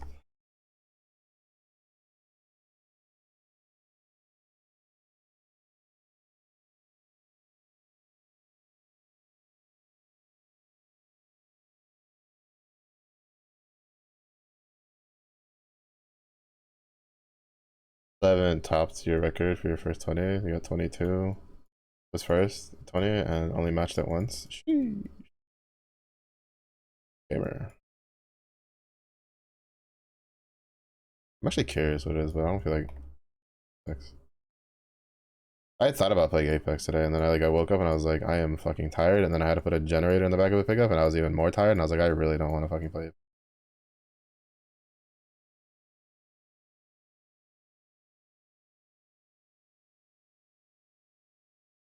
To be honest, I probably should have played Apex, but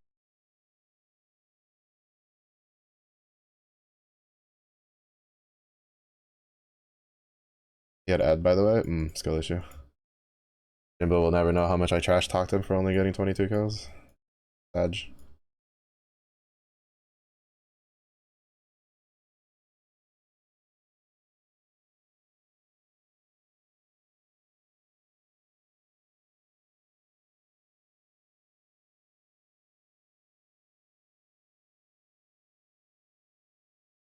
Okay, you didn't miss much. It was just me being impressed, and then Mopey.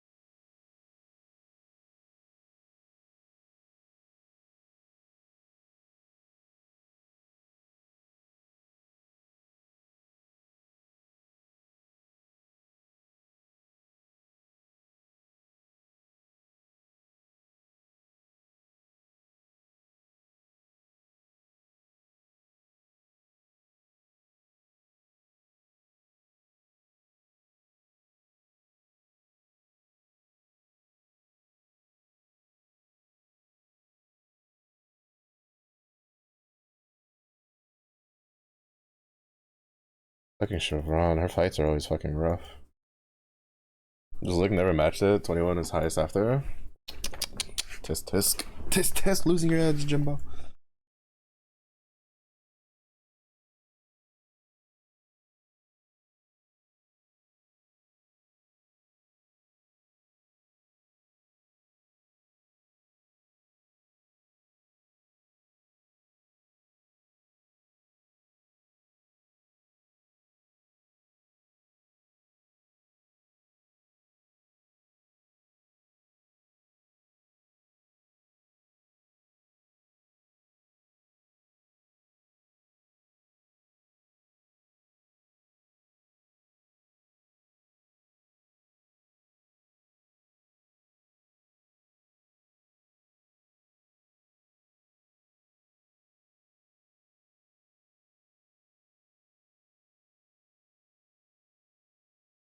Unique? Question mark? Nope. Bing Sage.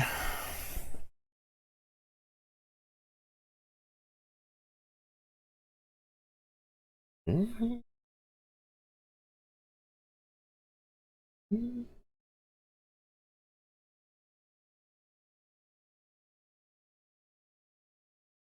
Mm-hmm.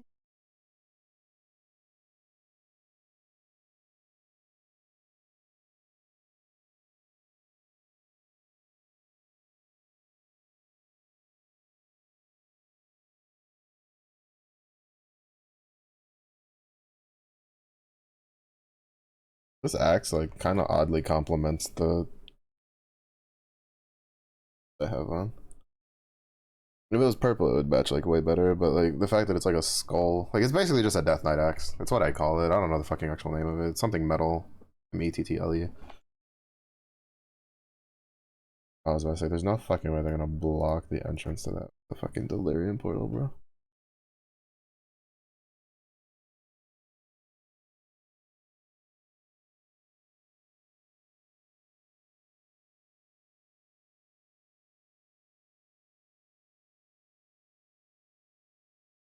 Anything good on the Steam sale? I have a couple of games lined up in my heart. I can't buy anything till Thursday though.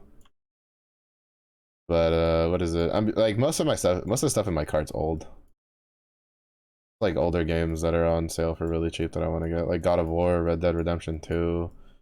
I'm kind of up in the air though if I want to get Lies of P or not, because like it's on sale but not for a whole lot. But I've heard good things about it. I want to get Lords of the Fallen, but it's also on sale, just not for a whole lot.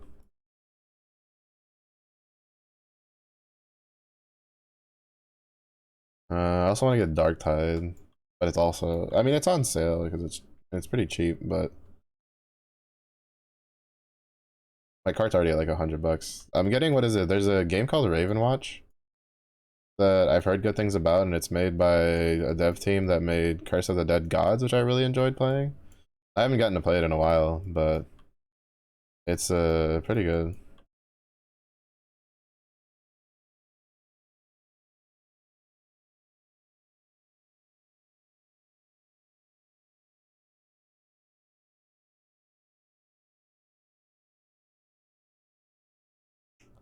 But yeah, for the most part, it's just mostly older stuff.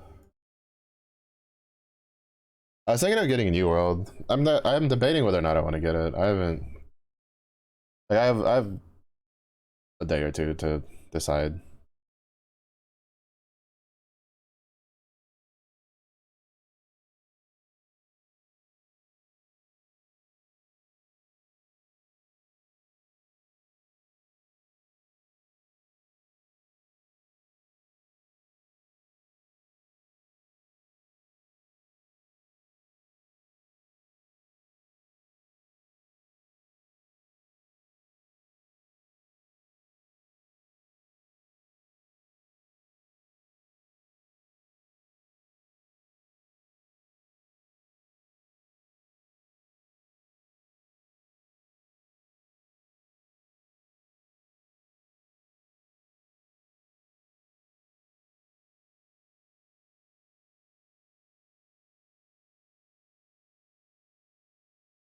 That's just so that I have somewhere.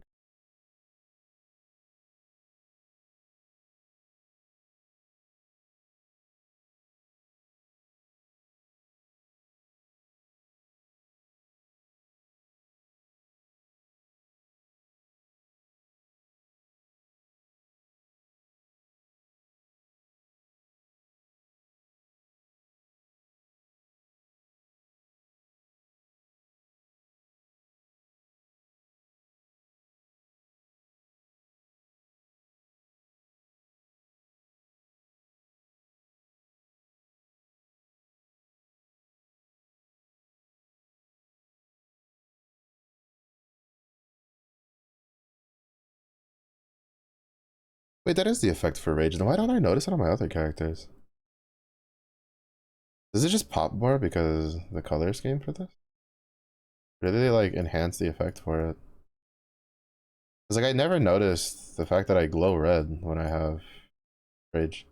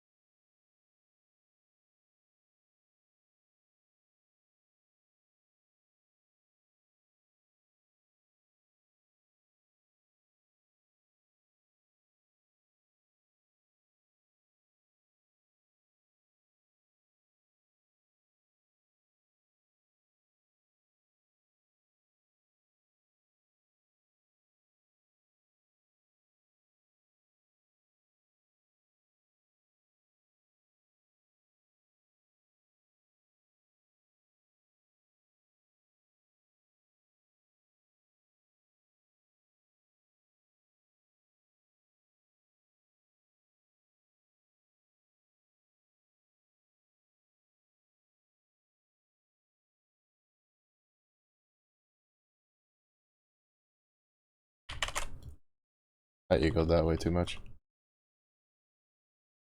I egoed that way too much on a fucking boss that I can't one phase because immunity bullshit.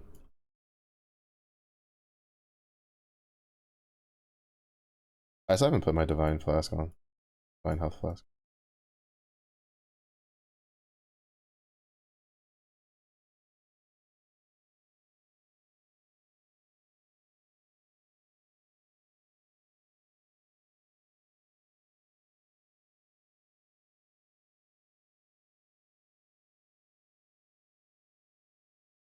What's up, Zephyr?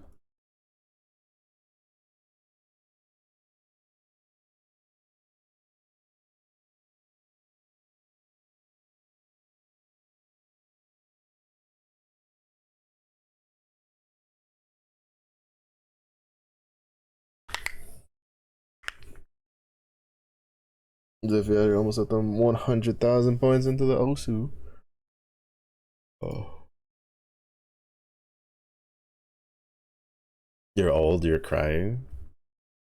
Makes you say that. Oh, meal.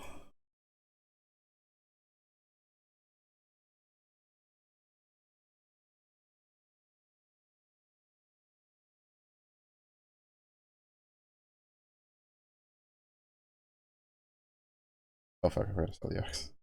The most important thing to sell.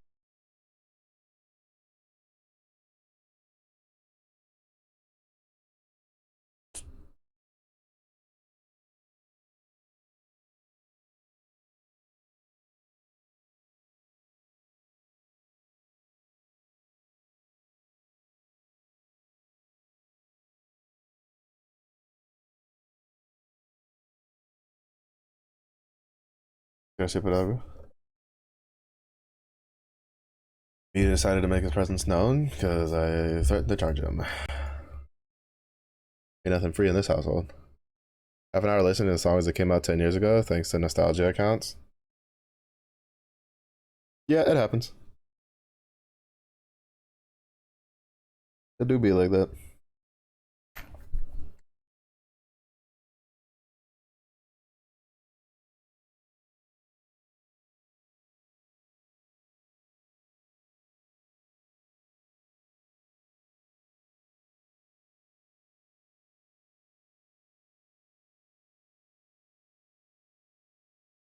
What's your Isaiah David? It's been alright. I just ate dinner, took out trash. I kind of just sat around and waited for the night stream. Nothing much outside of that.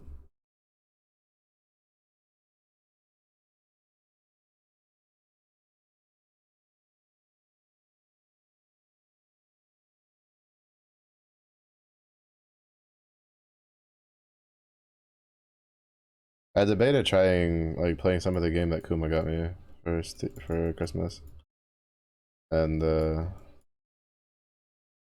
but I wanted to give my wrist a break. My wrist has been a little finicky recently. It always gets like this when I play PoE because between PoE and Apex, it's kind of hell on my fucking wrist.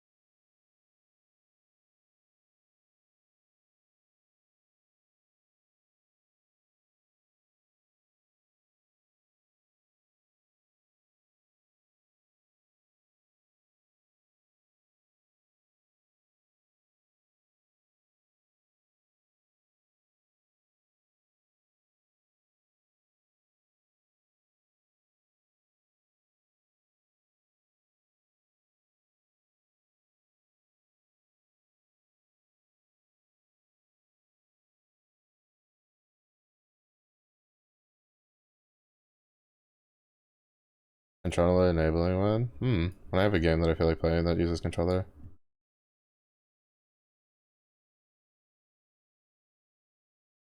None of the games I've been in the mood to play have controller support, so.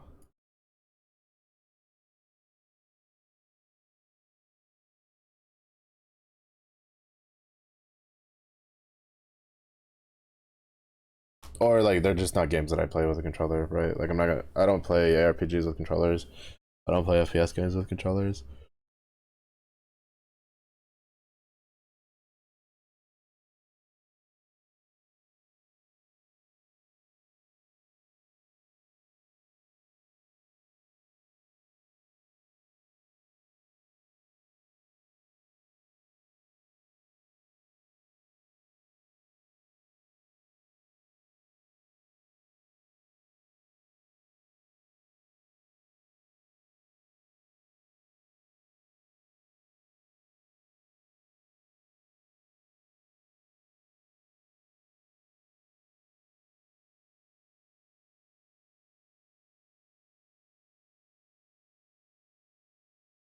Oh, there might be a passage.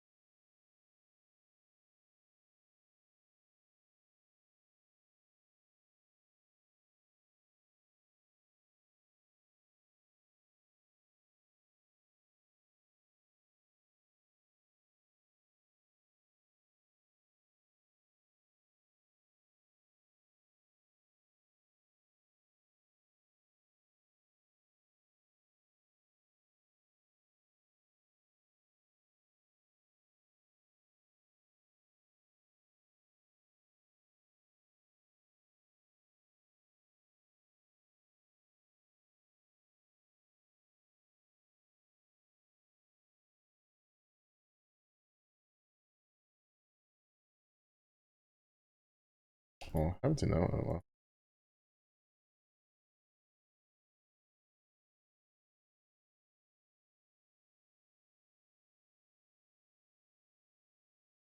Oh, I guess that saves me a load screen. Good enough for me.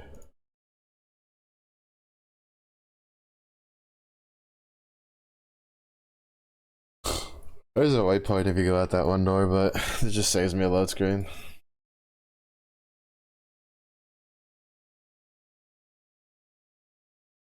Oh wait, I need to go do my thing. Oh, it didn't even take an hour. It took like 30 minutes. Well, it's gonna take an hour just because, or like 30, 40 minutes because I have to go do my lab.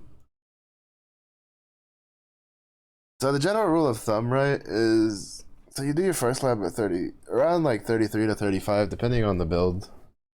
Some builds can handle it pretty early on, some builds can't. But the general rule of thumb is that you do you try to do your third lab before you kill Katava, because most builds won't have like really good resistances after.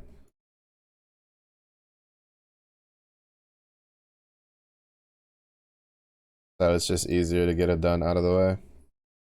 Now it's a little harder because you'll be on par for Zaro for levels usually, right? Like the third lab is scaled to level 68. And on average, you'll usually be around level 67, 68 when you go to kill Katava.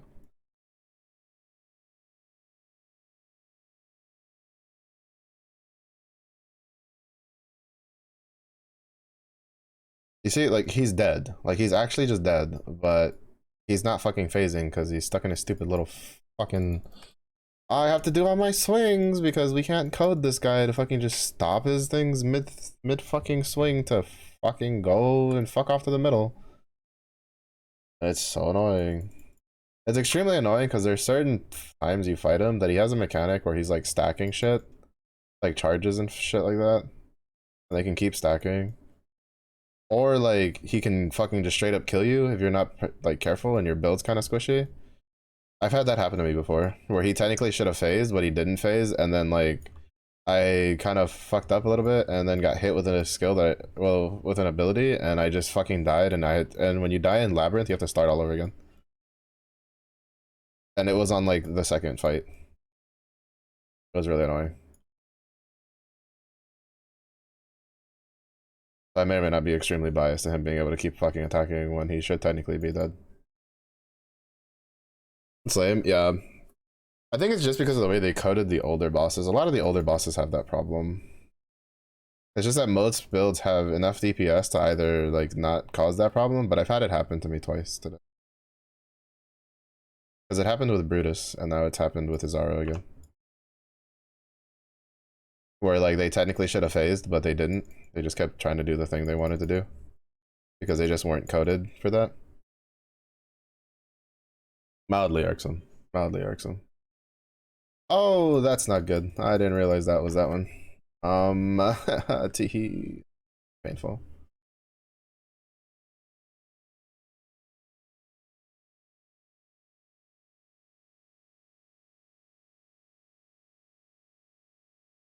Never mind. Get fucked, buddy. But that's good because that means that in the third lab, it's probably not going to have that one. Because I'm mistaken, they don't duplicate what power-ups are on the labs. But that means we might get the charge one, which will suck because that one's kind of annoying to deal with. Where he gains power, like he gains the different charges and you have to kind of like clear the tower. And that one's kind of annoying. I think like labs, like as labs kind of I feel overdue for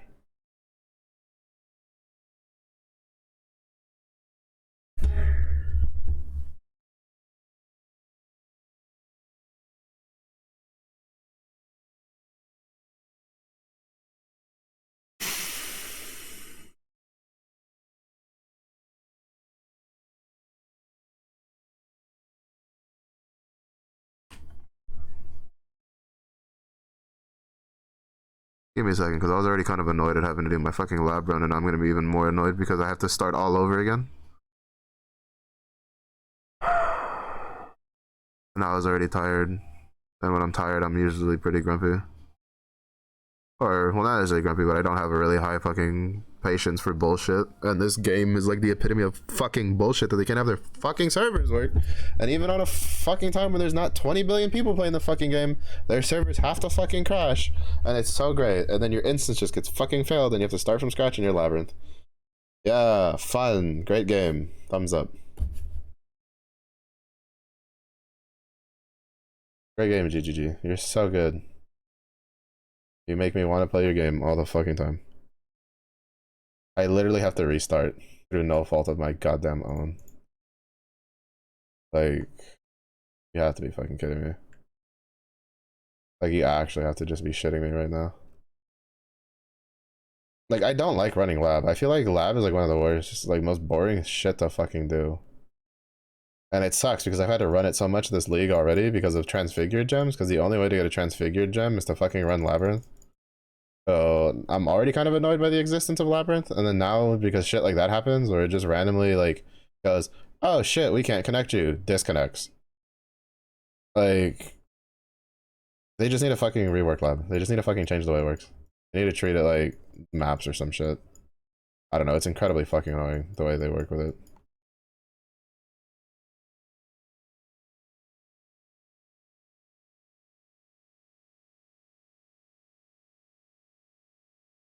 Because that was literally just this, that was the second time fighting him.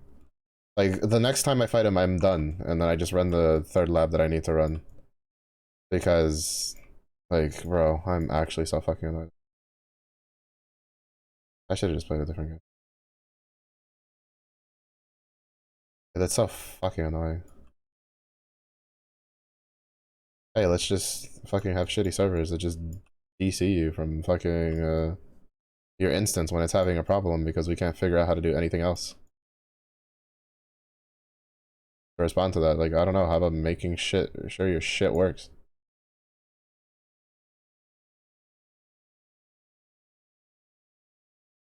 In case you can't tell, I'm not too happy about the fact that that just fucking crashed for no reason.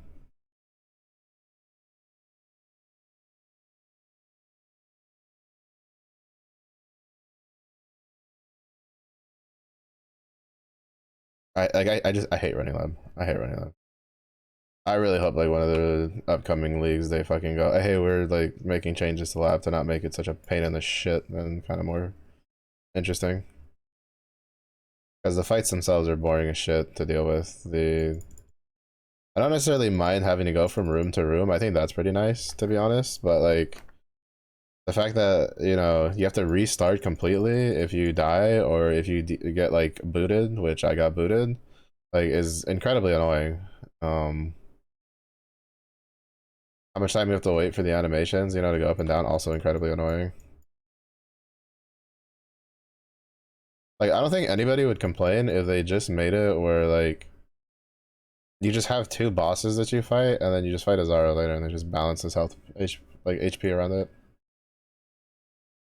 So that you could at least cancel out like half like of an animation wait time. Because like you have to wait for him to get out of the thing, then you have to wait for him to get in like back into the thing. And then like there's the locked in his coding phase thing, like that he did again this time. Just not as badly because I just went around trying to destroy the pylon so I wouldn't have to deal with all the curses.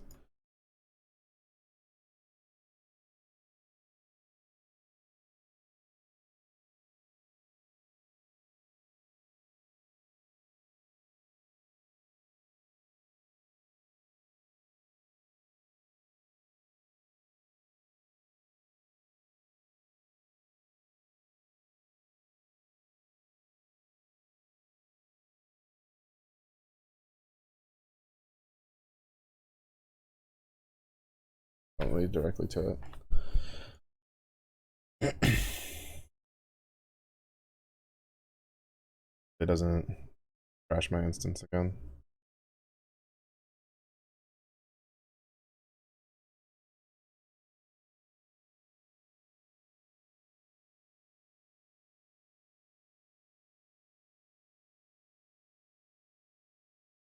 The only saving grace is it didn't happen like mid fight and I didn't die. I don't lose XP.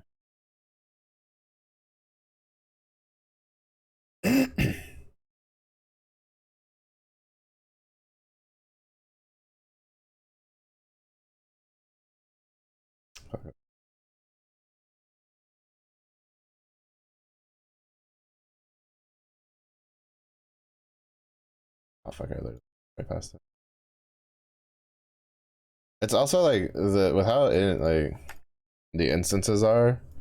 It's also the main reason why a lot of people when you complete your labyrinth run, they just make a beeline straight for the ascendancy shrine. Because if you don't pick your ascendancy and you like DC for whatever reason, whether it's like server based or not, like you'll lose the you'll have to rerun the lab all over again. So it's generally a decent habit to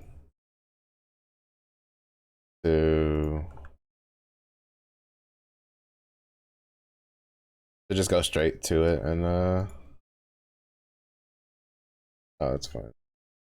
Fix that. I was curious if I could get like the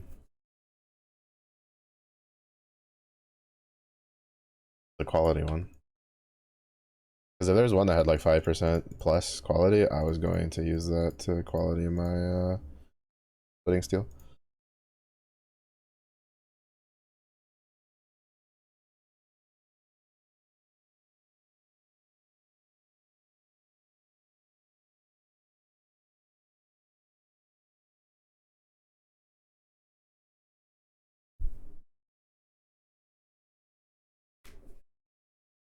Now we got to do it again. Because now I need my third lab. With the third lab is a big power spike, because that's when we get fortified and activates our lab notice, like the lab notable that we just got. I still think they should shuffle it around, right? Like I still think this, like what they should do is just take 5 fortification from this, put it here, and then take the 20% increase attack speed and cannot be stunned while fortified and just put that here, and then just leave this with a +5. Like just turn this into +500 armor and evasion rating while fortified, and then you have 5 fortification, and then like make this one, it gives you like +15 fortification, or you can even split it like 10 and 10, and then this one gives you like the 20% increase attack speed and the cannot be stunned, and then you just literally swap the fucking names and it fits. And now you don't have this awkward like ascendancy line where you have no reason to do your level 50 something ascendancy early on champion, because there's no reason to do it early on champion, because you don't get a bonus, like you don't get any benefit from it until you do the one after.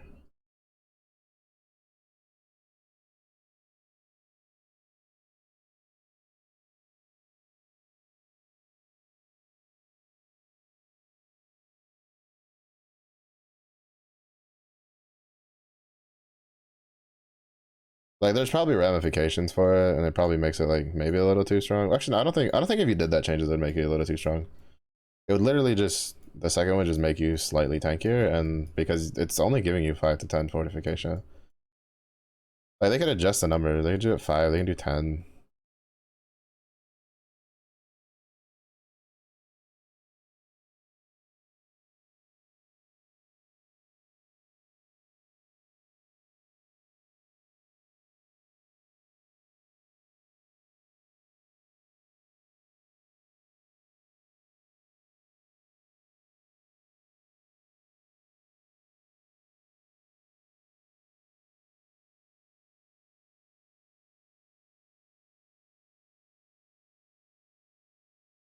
But did I not click? Bro, I tried to click the lever like 3 times and it didn't fucking.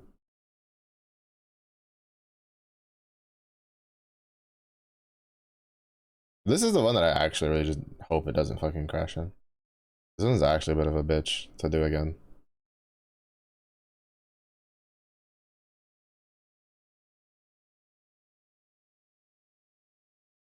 Fuck, I chose the wrong way. This will be the right side. Actually, okay, no, never mind. Doesn't matter which side. Sometimes, on some of the layouts for this one, the left one makes you go. Actually, I think it's on the other one. I think it's when it's like the second one. When it's after the first aspirant's trial.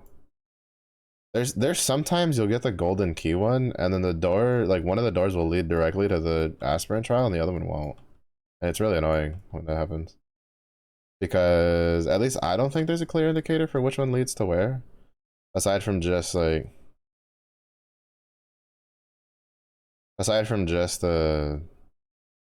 looking it up. Because there is a website that tells you like the pathing for which way to go where, and like what trials are where, and what like boss fight it is. It's like it's pertinent information to know if you're farming like Uber Lab, like the very hard one.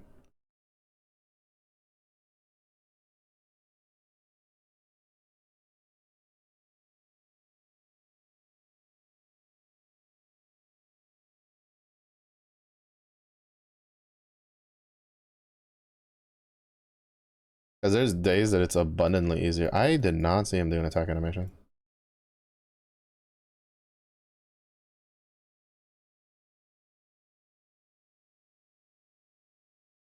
Because that way it lets you plan out, like you can farm up a bunch of Uber Lab tokens, and you can plan the one that has like the easiest Azaro buffs going, and then just do that one.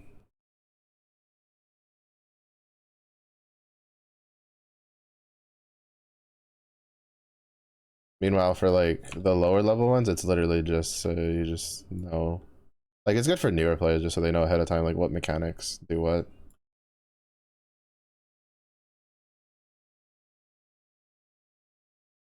Oh, he had the explosion one.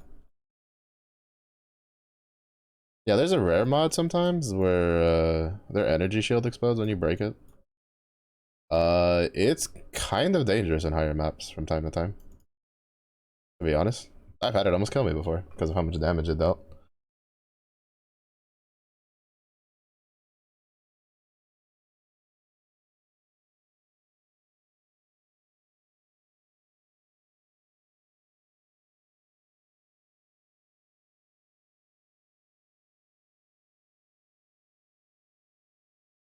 It's not one of the most dangerous modifiers, but it can be.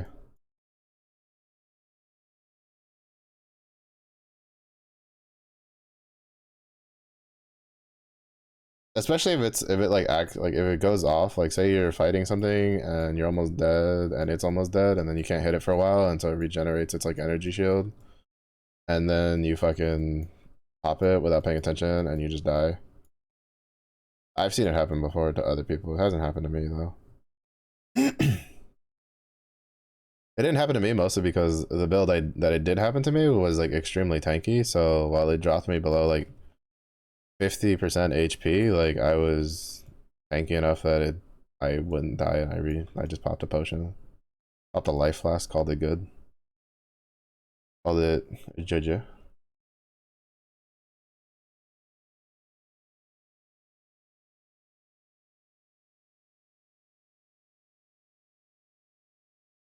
Fuck it, is this one?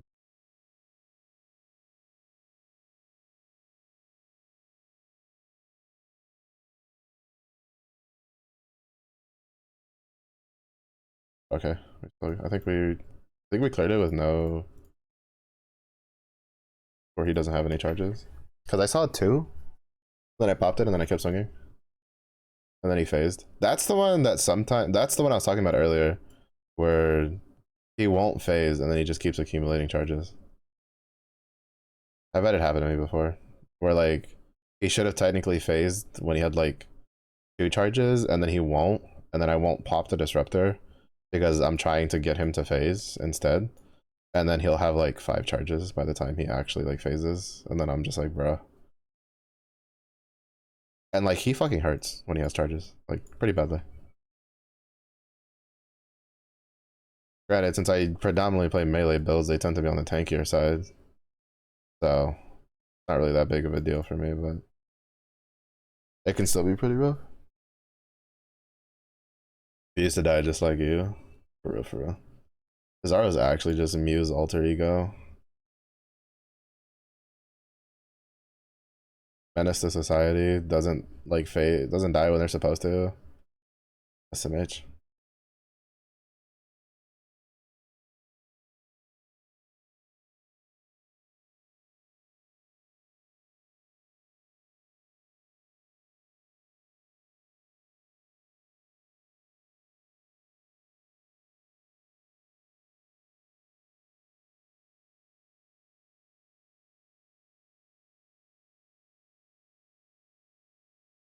He was actually just like an eternal unkillable automaton confirmed.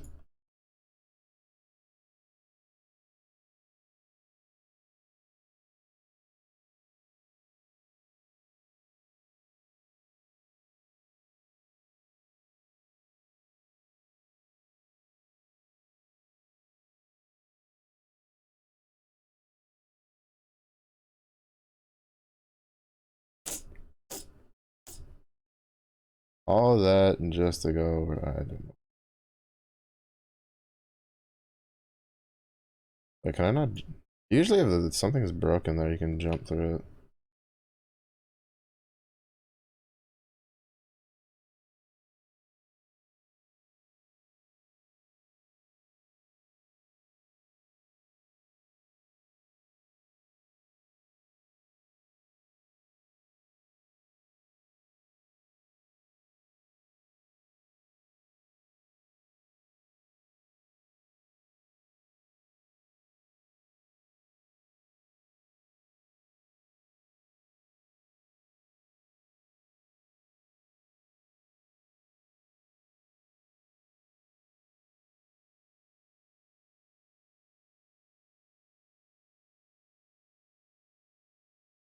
Oh, okay, cool. Yeah, he doesn't have any charges.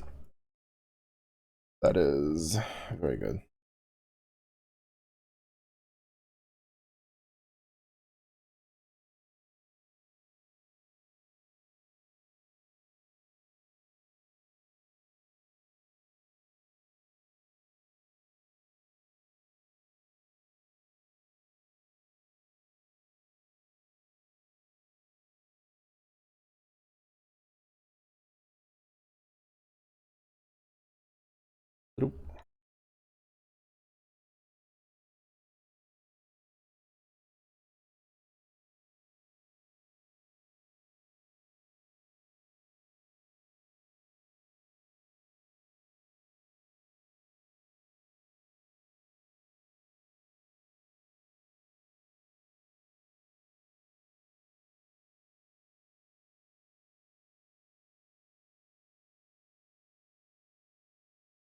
Oh, I thought this would be splitting steel and ammunition. I guess not.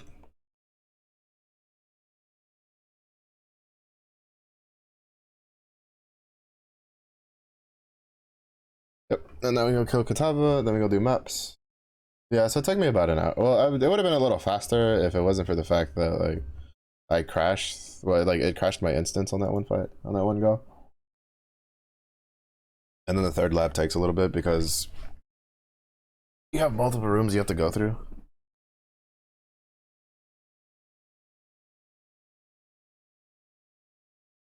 But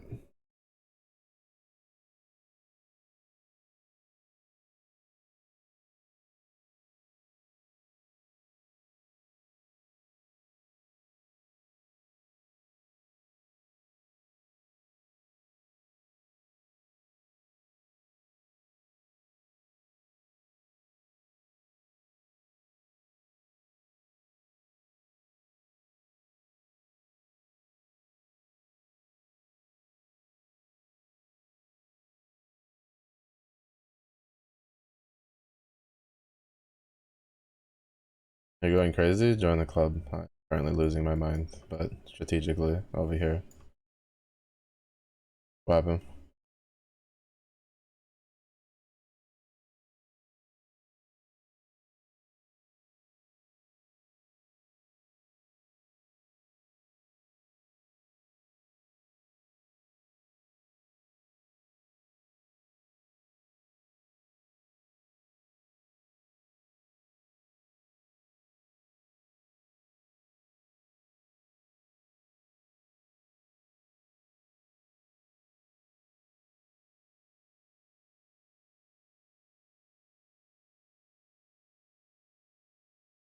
You're really Animal Crossing Islands for over an hour to get a good one.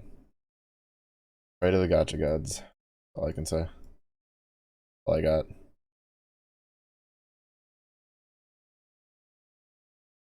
I need to roll one of these to be like corrupting blood.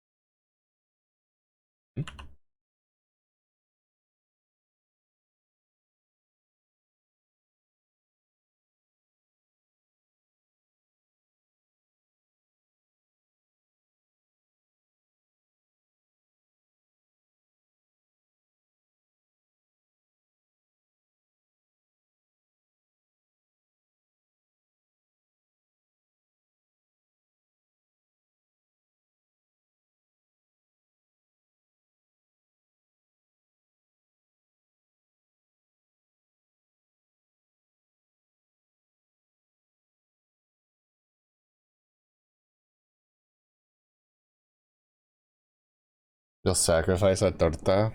That's some itch.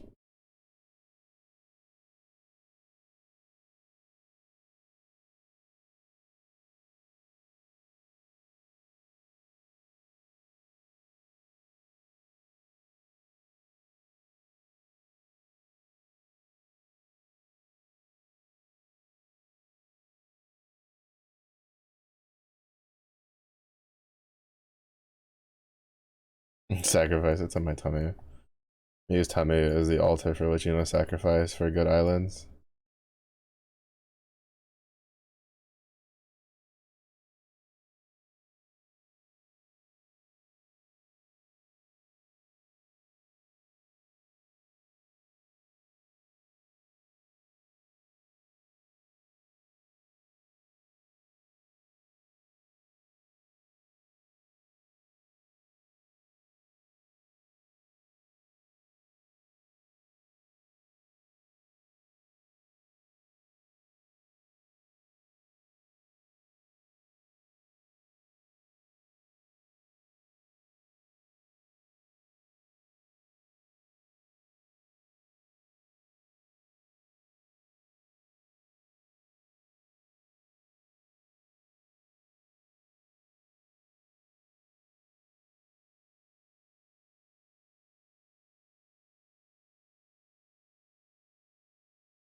Oh fuck.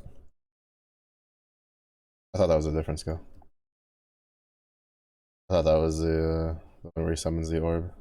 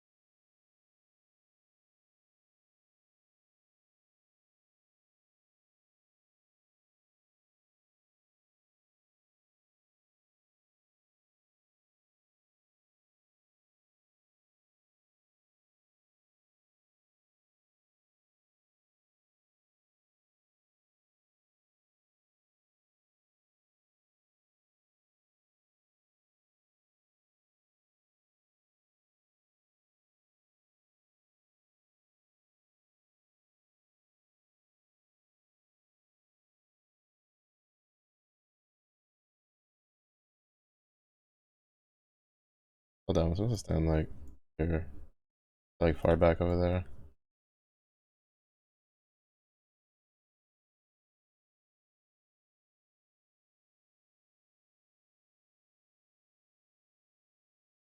And we're done. We're in maps now. If it wasn't for lab, we would have been done like 20 minutes ago. We would have been in maps. But I wasn't about to turn down my huge power spike. Our next big power spike is in like 10 levels. And you might go, well, yeah, no, duh, Mello, you get 10 passes. No, it's because the fucking item that's gonna give us an enormous power spike happens and we can't wear it for another 10 levels.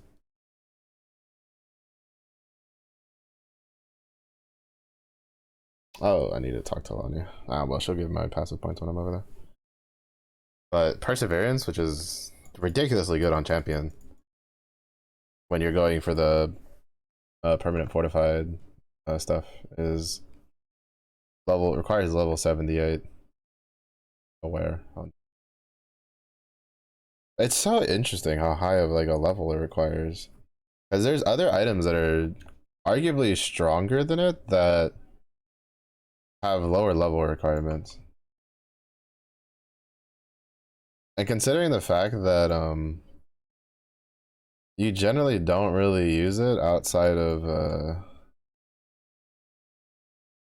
outside of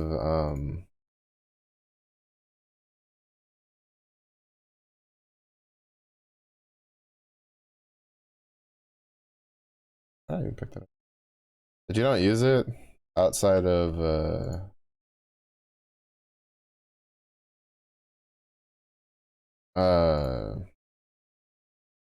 outside of being like a champion for it. It's kind of weird. Fuck. This could have been really good if it had like a free suffix slot. Because it doesn't have max life, right? It has 13% chance to suppress spell damage, which is really hard to get on something this low. But in order to try to do it, I'd have to like throw in a null orb at it and hope that it doesn't fucking hit the spell suppress itself. So, and that's more effort than I want to do. Okay, so I was right. So the fire one dropped. So I need fire and cold resist. Do I have anything in the? I do. Fire and cold resist. I'm gonna go on that one. And then we should be resistance capped. And this build should technically like kind of mow shit down pretty easily. I take this, and then after that we go for the 2 spell suppress nodes. Well, no. It'll be this into grabbing the plus 50 to max life, and then we get the spell suppress nodes. So it's like 1, 2, 6, 10.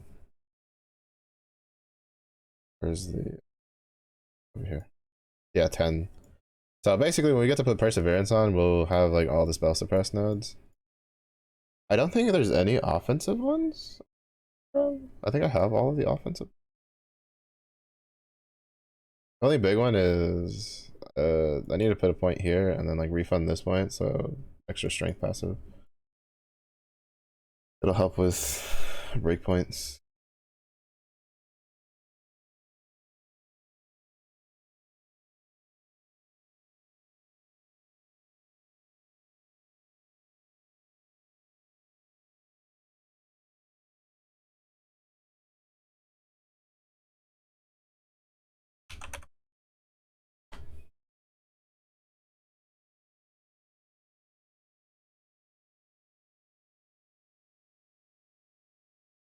Oh, I didn't go pick one up.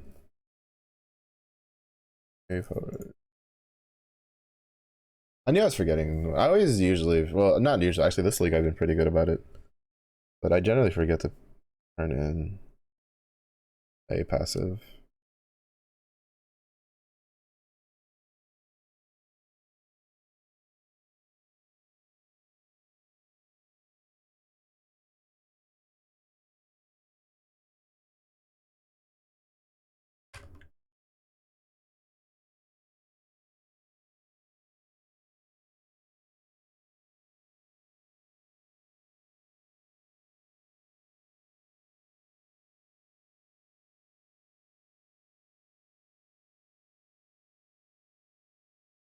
Want that over this?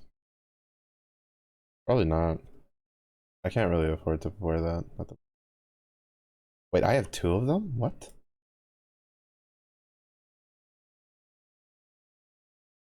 That's just better. Oh, this one literally almost rolled max on everything. It's one off from being max on the lightning resistance. It's max on everything else.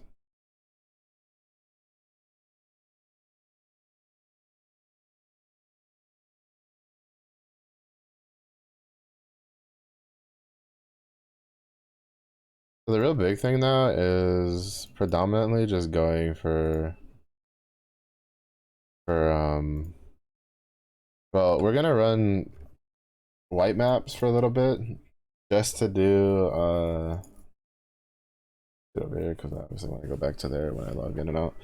Um, just because I need to get my Wildwood Ascendancy because I got kind of dicked over for it and when I was leveling because I didn't even get the Primalist one.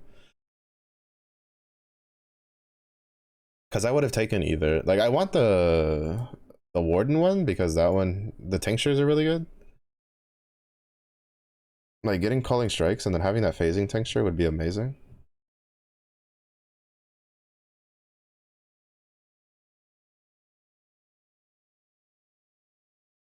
My brain doped about what.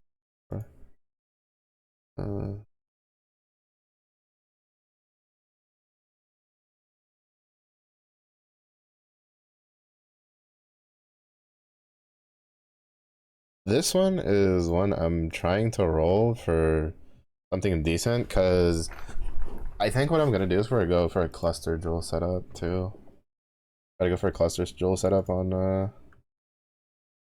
have to make sure that's not physical reflect. Go for a cluster jewel setup on the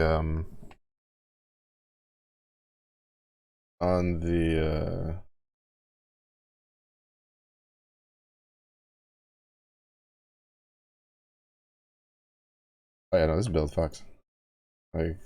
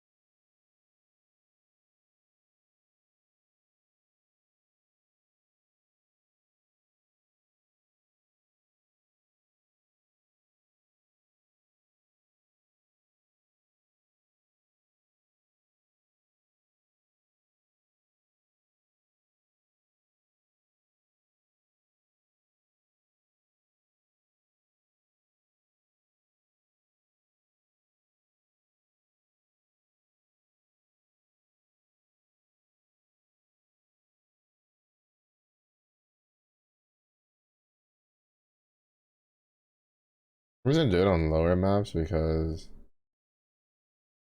I can do it early, and then if it kind of juices the map, I should have a decent shot at still being able to complete it.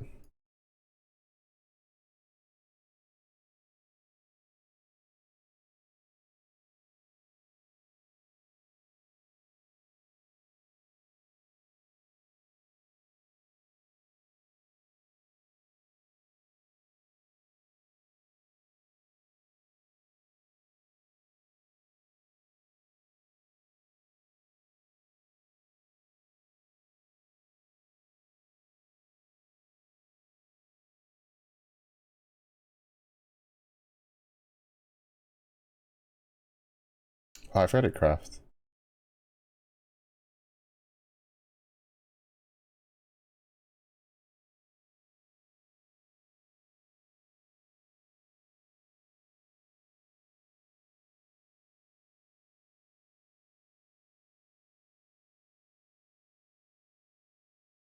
I'm not like resistance capped at the moment.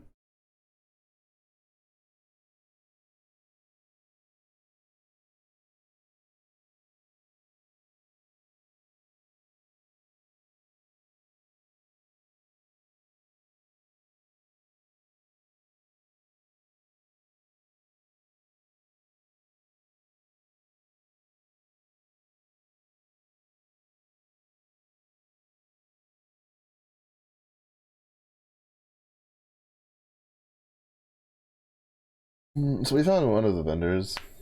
Just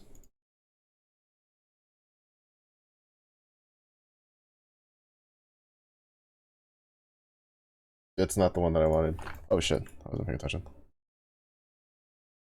I forget that it's only 10 seconds when you get back into the thing.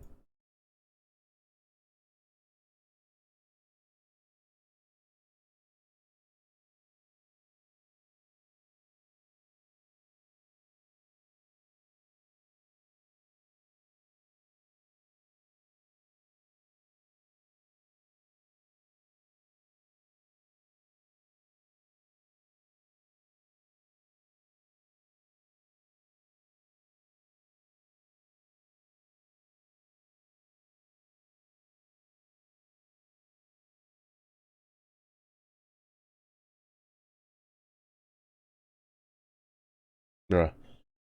Like this build can like wreck shit, but even with like just with the wisps, I kept wanting to call them gisps. With the wisps, it's fucking ridiculous. Like, how tanky shit is.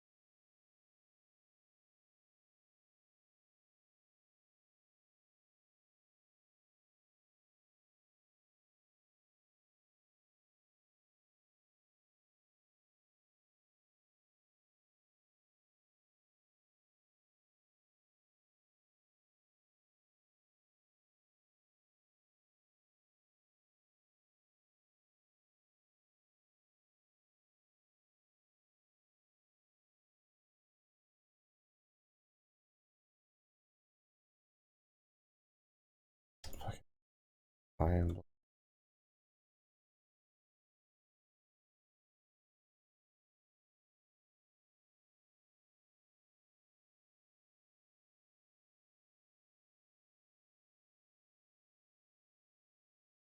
I thought that was a rogue exile for a second. Okay.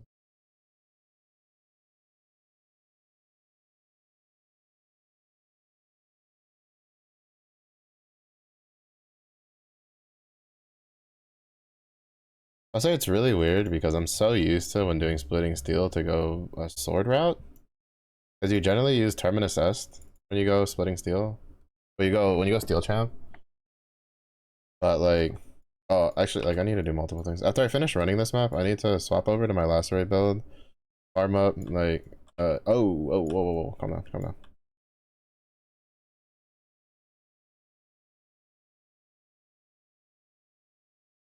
Getting like shocked and withered is not fun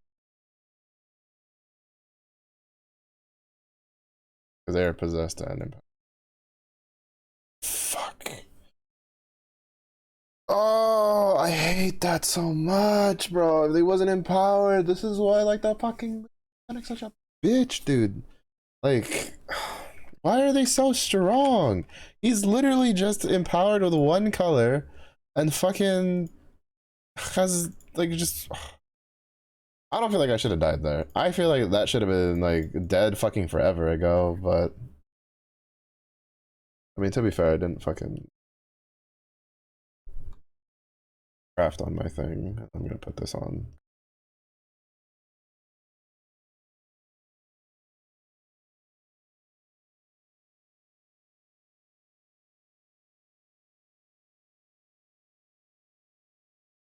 Alright, so it's like life tap, Hyper's mark, mark on hit, +1. I don't know what that last one needs to be, but it's fine.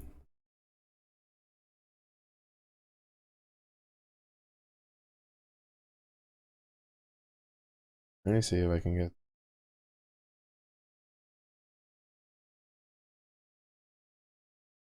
Probably gonna be pretty hard to. Well, actually, do I need it? I can just turn these red.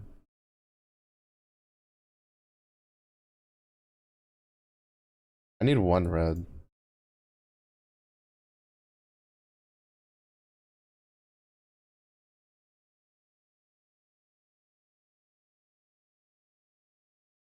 It's gonna be really hard to do on this because this is energy shield evasion. So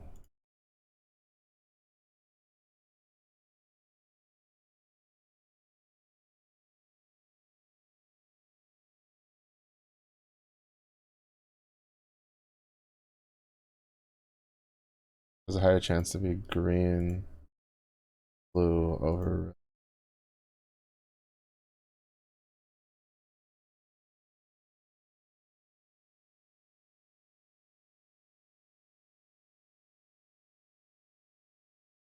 And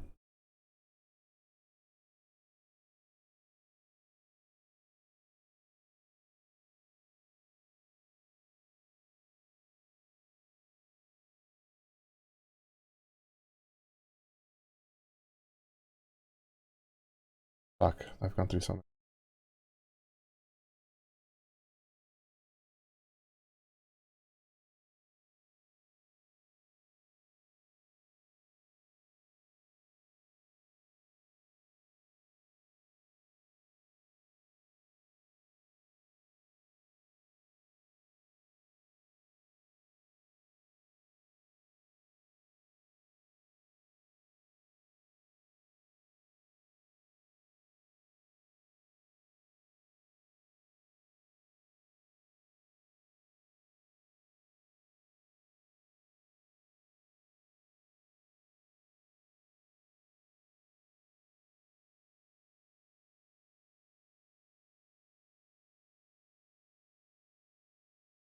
This is also rare. It doesn't have any resistance and stuff. I have one already. Where is it? It is. Here.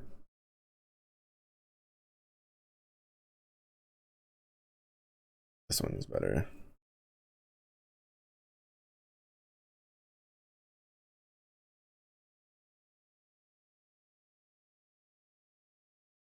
Yeah.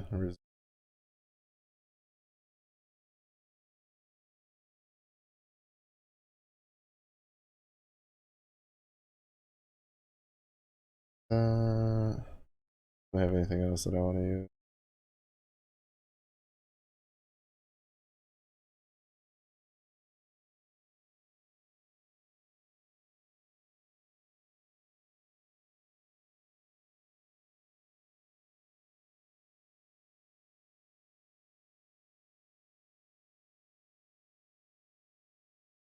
That one can be the healer.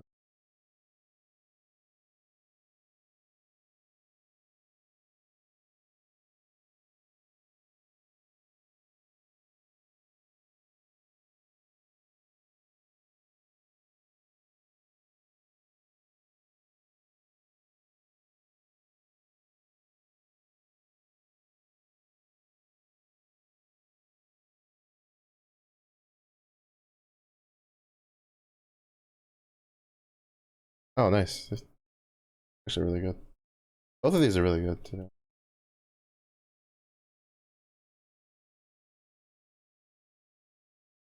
Wait, there's no way, right?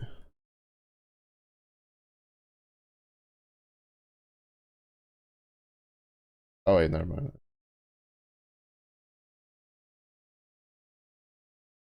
I'm actually kind of annoyed that we died there, but it's like that's just the problem, right? Like, so there's a new like magic find tactic that people are doing where it's like instead of farming tier 16 maps, they're farming tier 7 maps, so they just juice with the wisp because it's like extremely dangerous to use tier 16 maps with the league mechanic because it just makes things unreasonably strong for like ridiculous levels.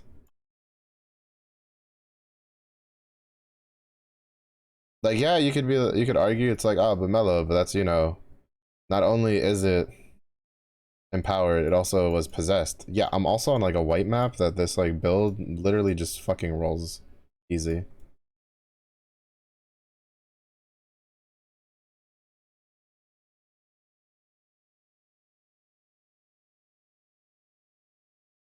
Like, if you pay attention, anything that's not empowered just dies like instantly. And I don't think that like the league mechanic should empower something that much. Like, this build could probably go straight to yellow maps, to be honest.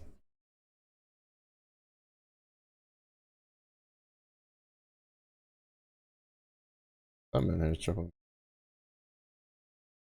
I could also understand if it was like double empowered, but like single empowered, like that's so much.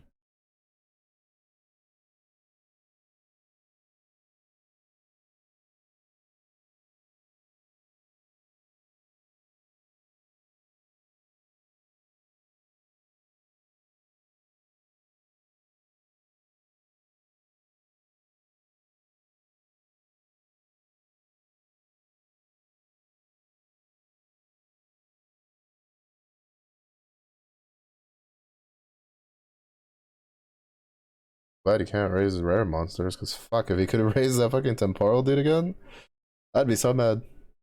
I'd actually be so mad. You just kill a temporal, like, bubble, rare, like, rare monster just for it to get resummoned by the boss.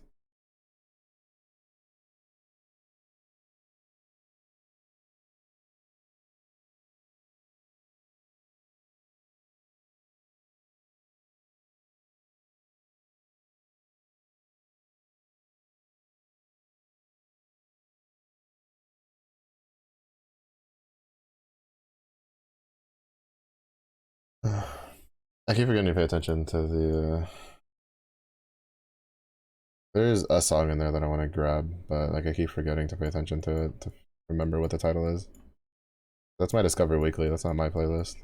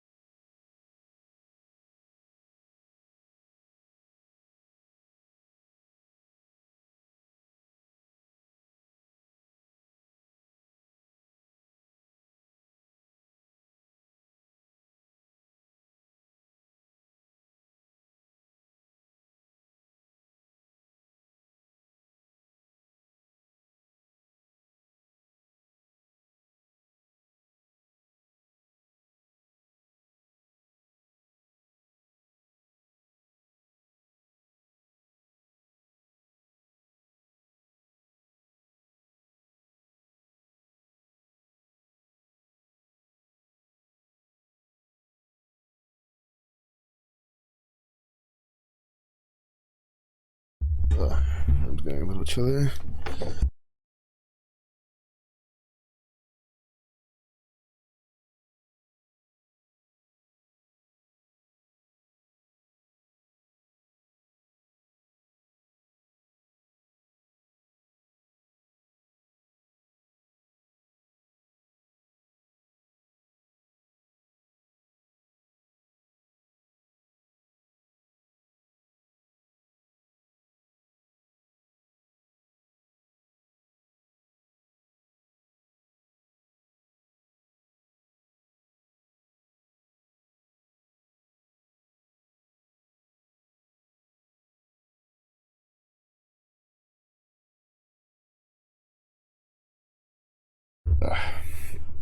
Sorry, like there was a heat wave and it got really hot for like 2 days, and then now it's fucking getting cold again, and I'm getting kind of annoyed.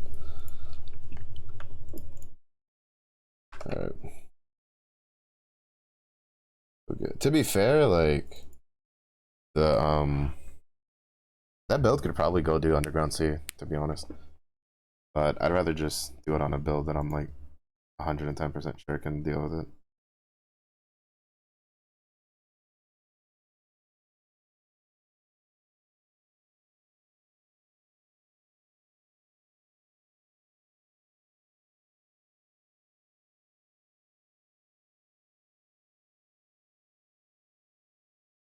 I literally only have one. Fuck.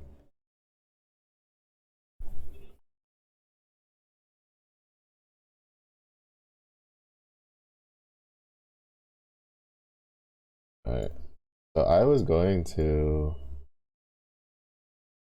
undo these 5 points, then put 4 up here.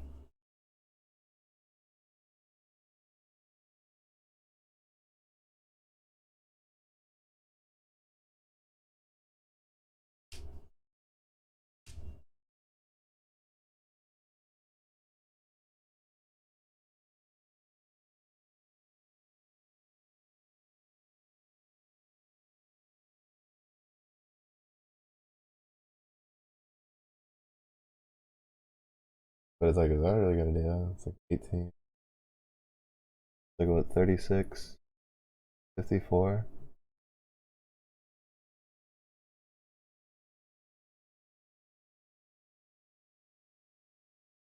%84.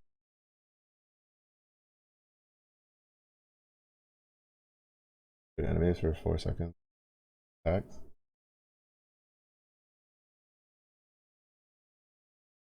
To take increased damage. I would trade what? Attack speed?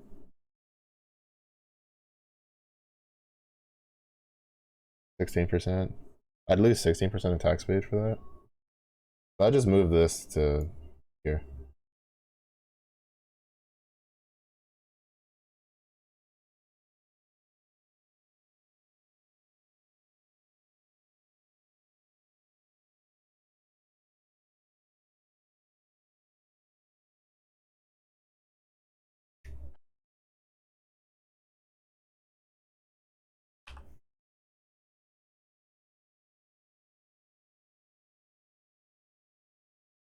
And we go here. 3%.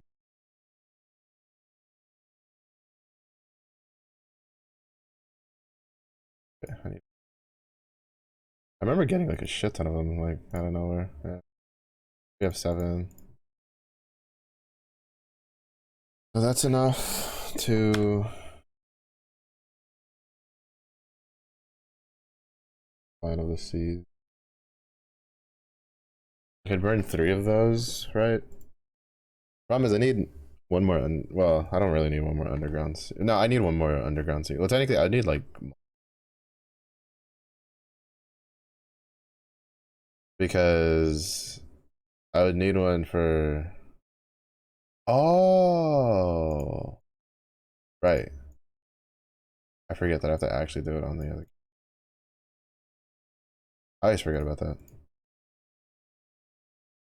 The reason I forget is because last league there was a, alright, that means he's gonna have to get it himself. Which I'll just wait till he gets Severance put on. Or at least like till he's like in the high 70s. 75, 76, somewhere around there. But it's because last league, like, there was the Juggernaut doesn't need that, and I was trying to do Garatha's like Juggernaut build for the Glacial Hammer Trauma Juggernaut, and then so I had to get a different Ascendancy, and then I went to and I remember farming like going like, oh, I'll just go on this character and go get him, go get that done, and then but I forgot that I forgot that you can't do it on like the same character, right?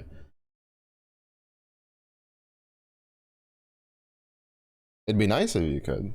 It'd be very nice if you could, but you cannot. So therefore, I have to get this character strong enough to get it himself.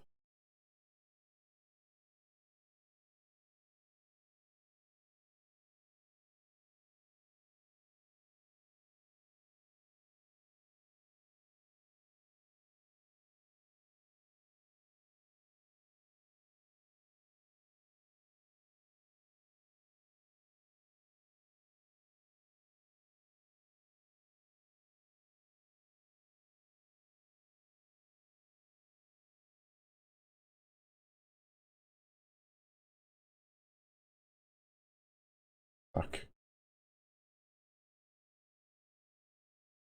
This character has just had shitty luck finding the vendors.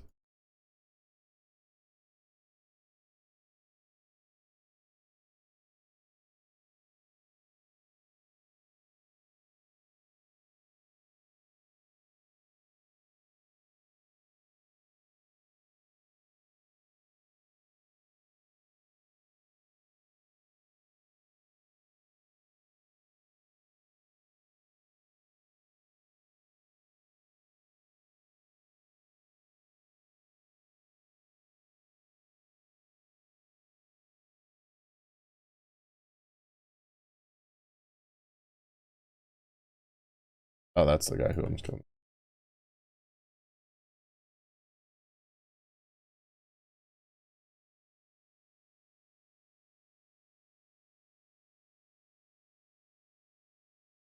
People that over like the guys that overrun physical damage reduction really fucking hurt.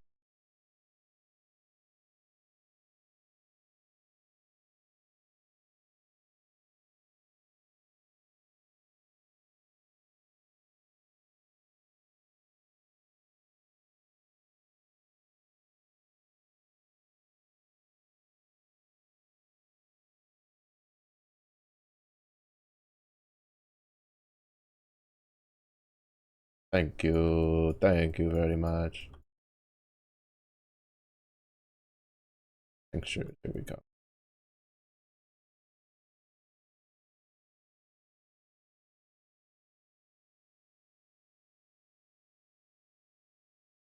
Nice.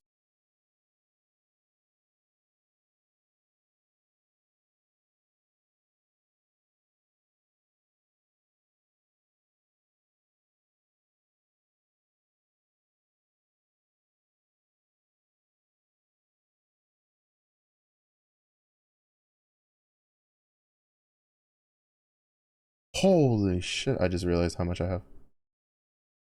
This map is gonna be kind of a bitch. I guess I can see what tinctures it has. She has. If she's got anything worth grabbing.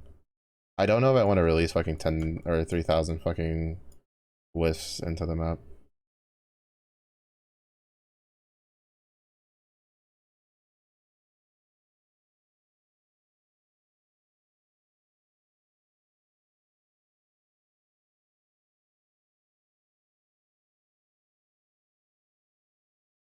I was trying to see if there was more of the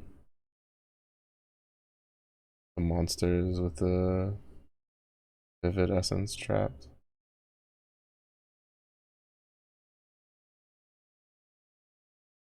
And poison penetrates, but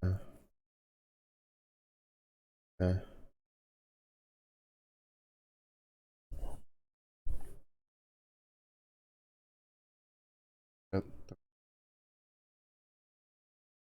Oh.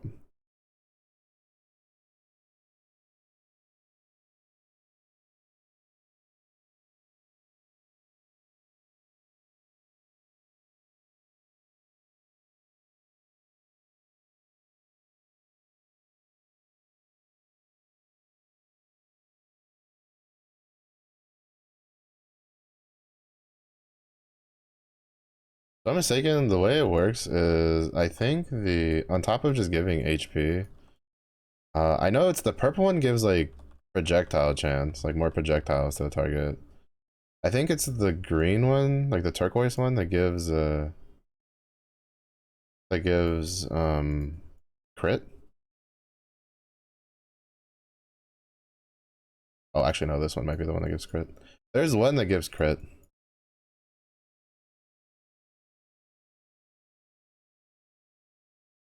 And it hurts.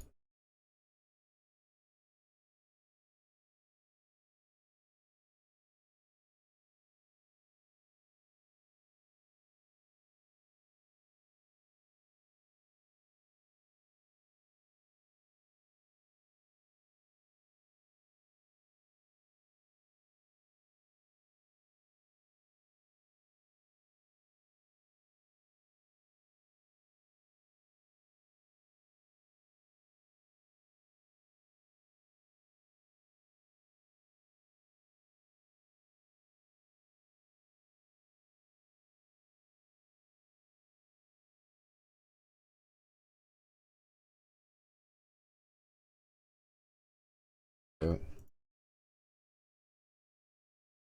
this is my issue with ultimatum. The rewards just feel like garbage.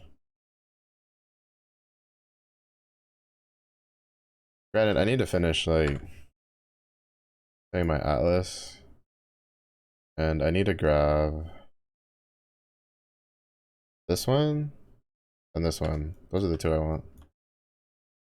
What the fuck? There you go. I was like, something's attacking me, and I don't know what.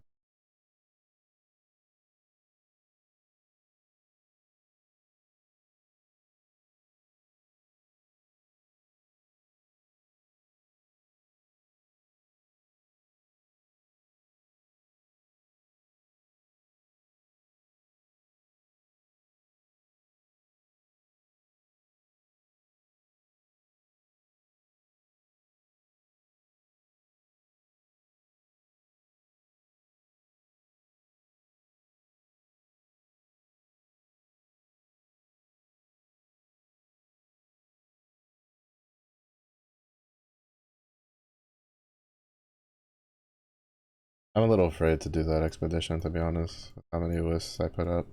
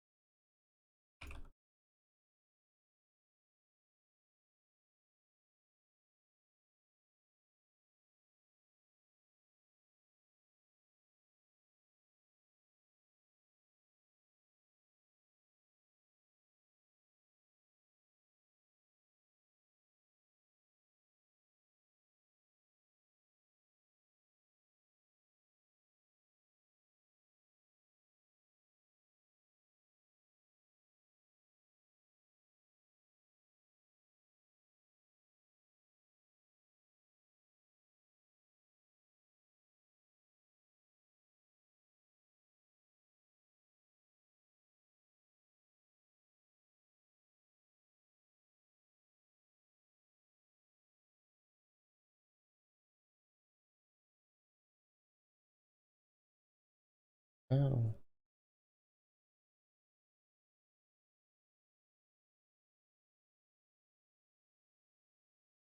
need more armor and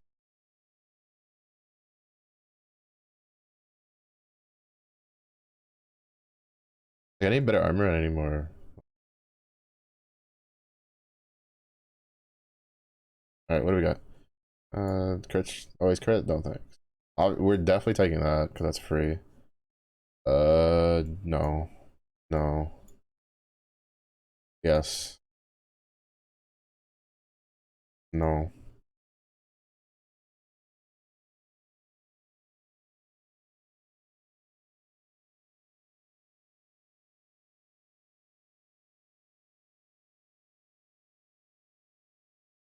I just ping pong this back.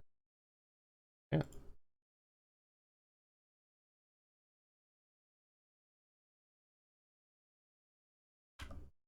Two chests here, one chest there.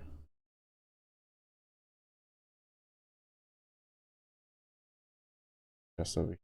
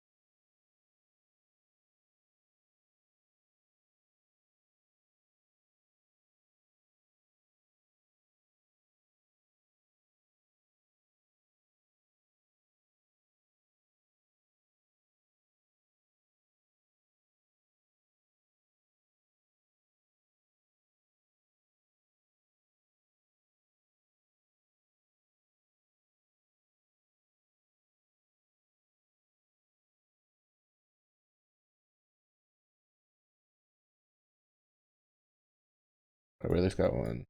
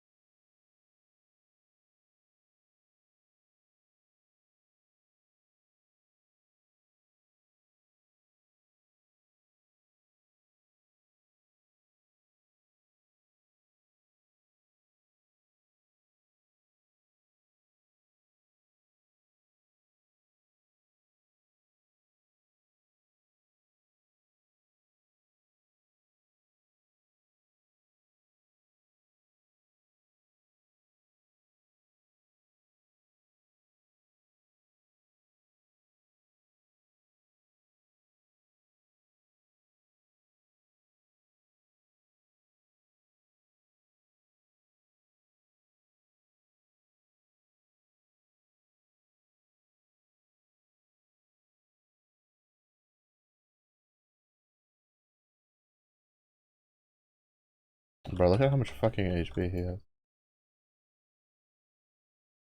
I'm just gonna ignore him.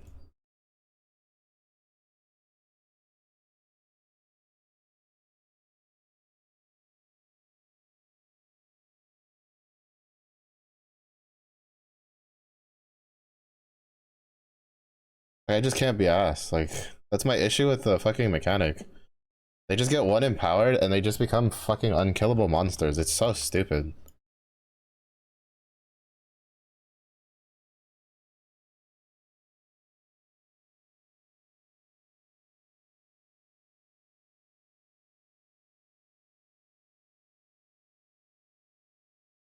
Which is why, like, I ended up just ignoring it after a while.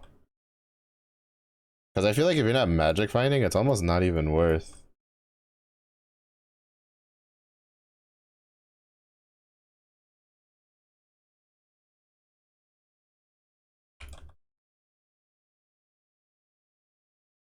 Because they'll turn even, like, blue monsters sometimes into fucking unkillable raid bosses, and it gets extremely annoying.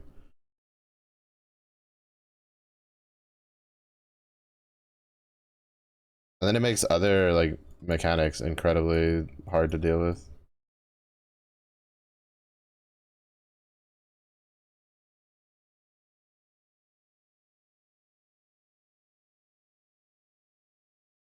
Fuck. Why am I not? I shouldn't be running out of mana.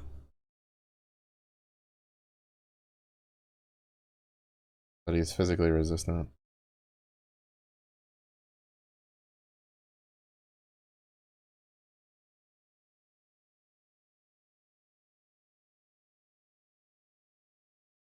Oh, look at this. He's taking more damage than a fucking blue monster. Ow. Like, I get the blue, like, the magic pack was, like, physically resistant, but, like, what?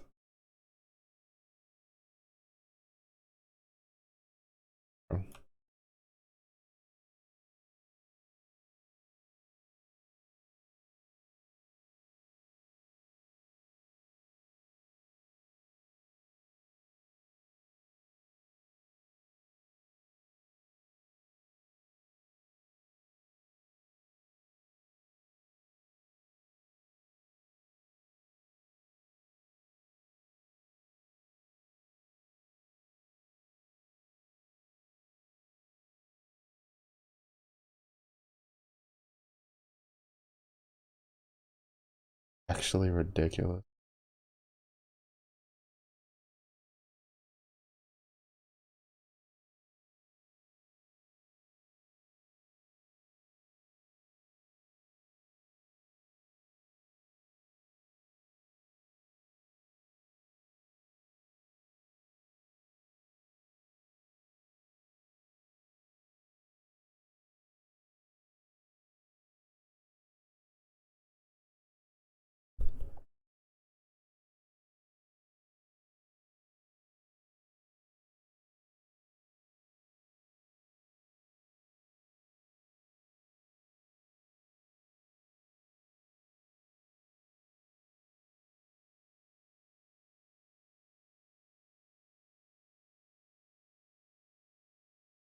I'll decide what I'm gonna do with this. Alright. So, my tincture.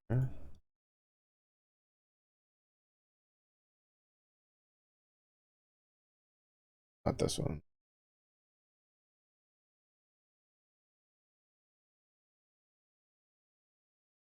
Amazing.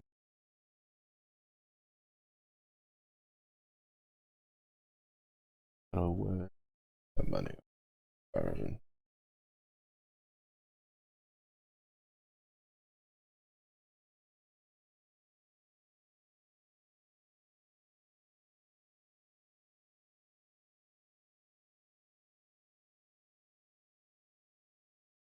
Yeah, this is what we're going for though. Persevere. Get a bunch of armor and evasion because it's a Vanguard belt. Bunch of cold resistance. Increased max life. Increased attack damage per 200. Well, that one's kind of. Melee hits which stun fortify, and you have onslaught while fortified. So you just have you wear it because it's 6% max life, 320 armor evasion for free, 40% cold resist, and you have onslaught while fortified. But you can't use it until level 78. Because basically the way it works is it looks at my defenses, it looks at my lowest one, right, for armor and evasion rating, and then it goes, okay, for every 200 of this, I get 1% attack damage, right? So that's like, what, 100% attack damage?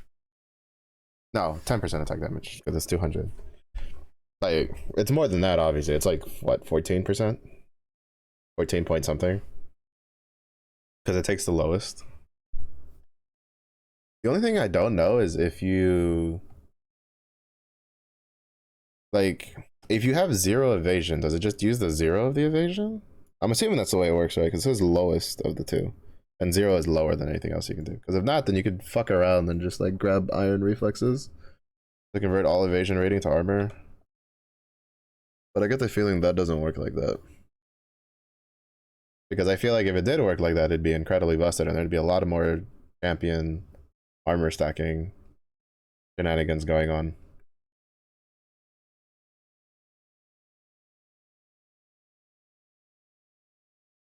And this is usually what you would use before, right? Because this has a bunch of physical damage, a shit ton of attack speed, a bunch of crit chance, and a bunch of movement speed, and you gain frenzy charge on crit.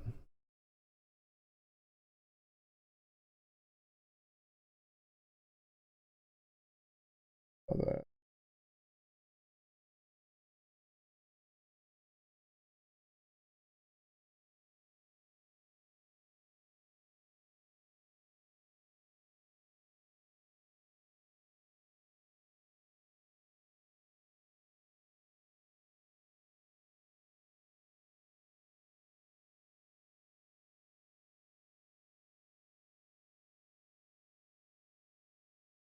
I could probably fit Barkskin in with this one.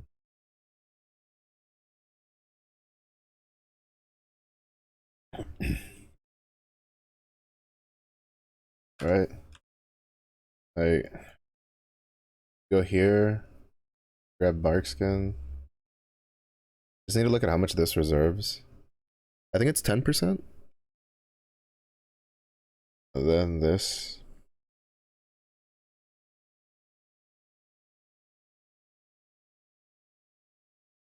I'd probably go here and here for like this one second, this one third, and then this one last.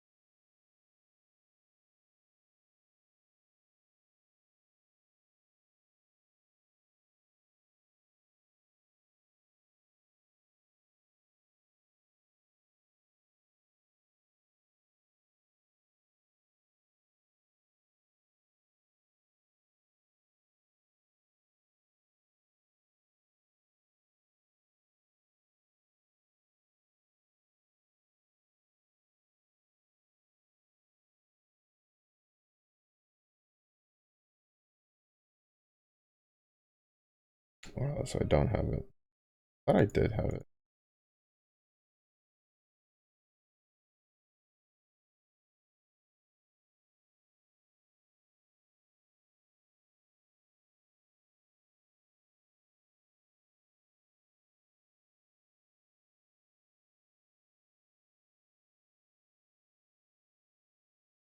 I have what, 1? 1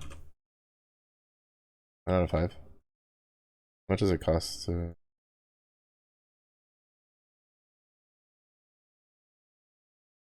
0.5 juice? Yeah.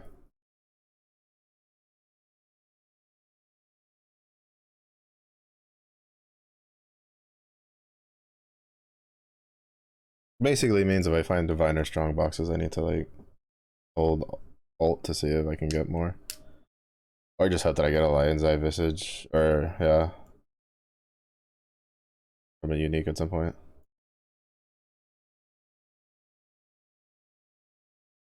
The big test is I need to see how good this build does in yellow maps to see if I can make it go do Underground Sea.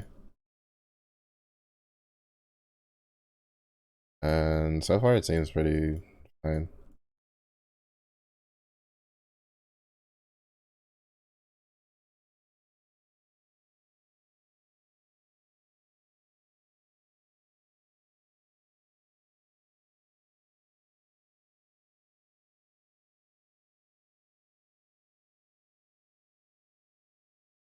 This is what I mean though, right? This is how ridiculously powerful Wisps make maps. Which is why I feel that if you're gonna farm like what you should do, right? Like what I should technically be doing is running a bunch of my white maps. But realistically what I should probably be doing is pulling out like my Voidstone. So that way I can get like more white maps. And if I get more white maps, I can just run those over and over. I didn't mean to pick that up. To try to complete my missions. To just get my Wildwood Ascendancy passives. You can check what it is.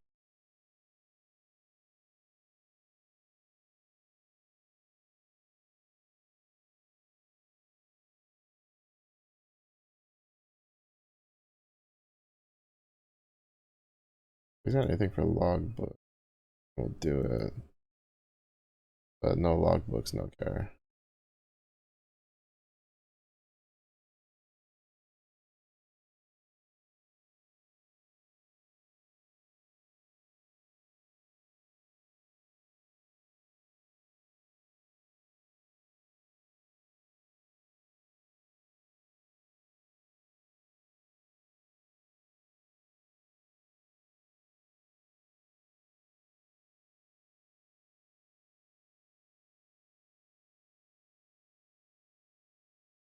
But I think this is a pretty clear indicator for how much Wisp buff a map. Like 9-day difference. And this is a yellow map, right? This is a yellow map that's rare versus a white map that I just made blue that just had like ranged mob modifier.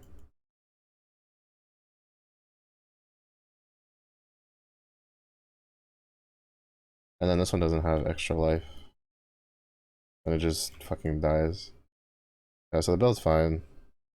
I don't necessarily think the new like the league mechanics like bad, personally. I actually think it's pretty good.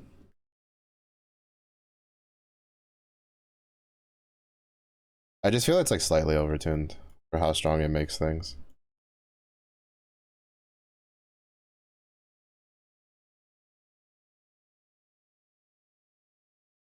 And I don't know if that's just like a case of like the damage calculation or like the not the damage calculation, the system calculation for the buffs that it gives.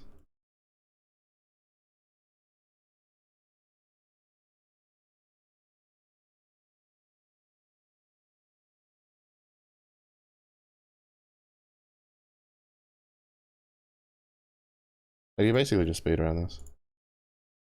I also didn't have my tincture on because I'm dumb.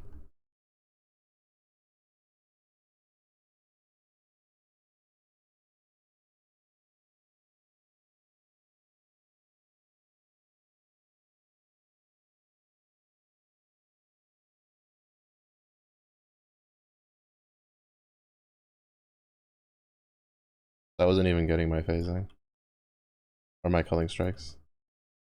There's the whole reason I was even doing it.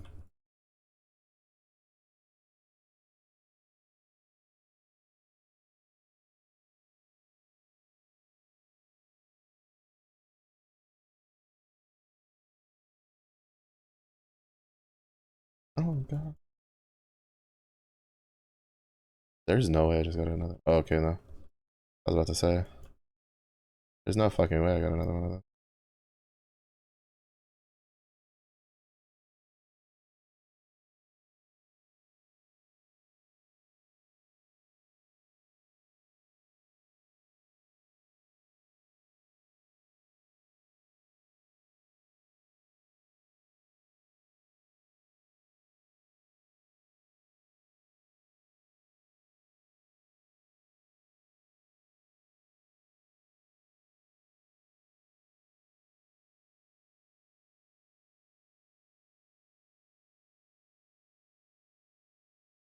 Which is why I usually, when I go do the thing, I do it like at the end. I just run back. Or when I'm farming it. Because then I can clear my map, get my loot, do my mechanic, do like all the other shit. And then I come back and then I end it out. Oh, should I try Cassia? I don't think it'll go very well with this build, but we can try it.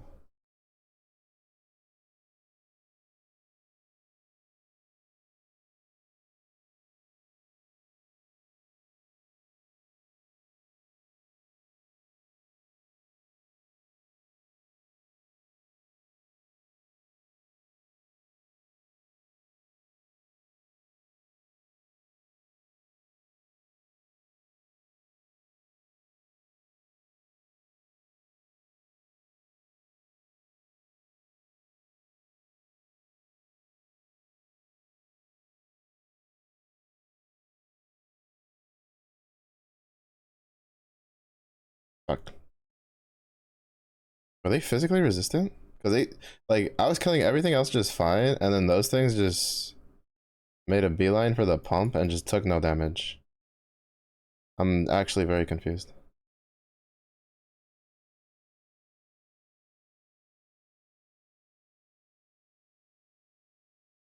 Fuck.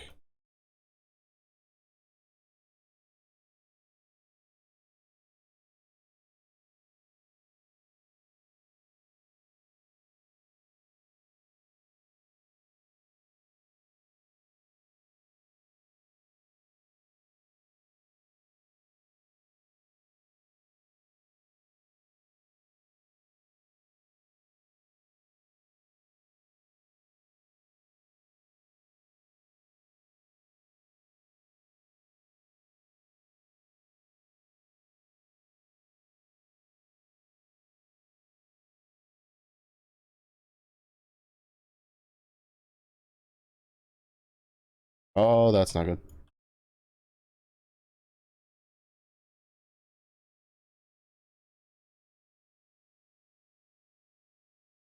What did he have? Bro, he ran over and then just fucking instantly destroyed me. Holy shit, bro. This, like, bro. Like, they. Fuck. Like, you, man.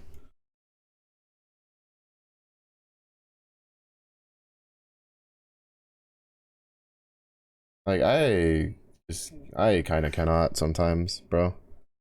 With the way they do things.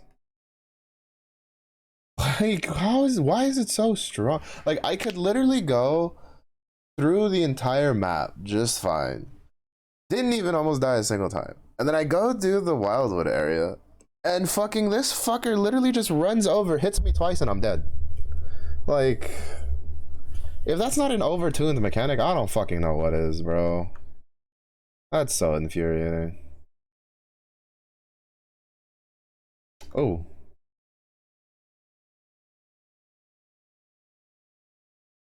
These are good boots. I forgot to. Oh wait, no, I did quality. I quality this a while ago. Um. Yeah, we can drop this now. The reason I want to drop it is because I want to put this on another character. This is... We can work with it. I'm pretty sure we can workshop it.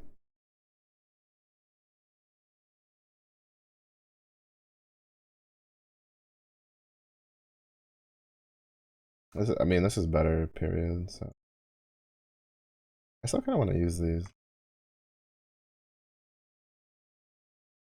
I don't know what she's up to.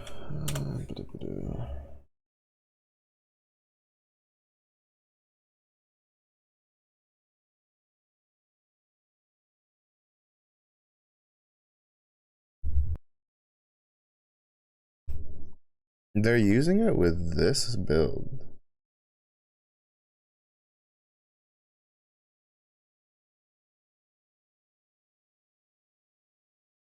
Mm-hmm.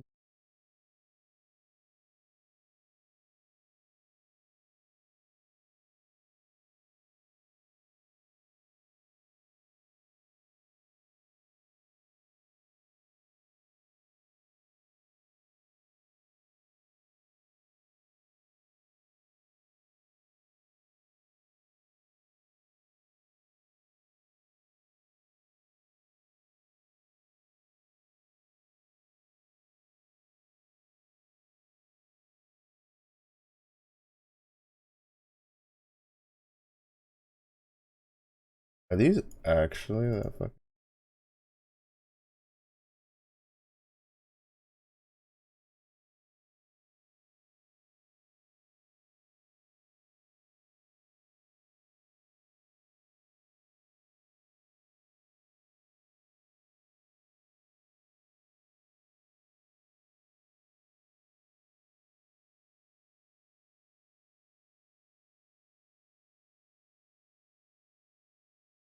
Did I just try that?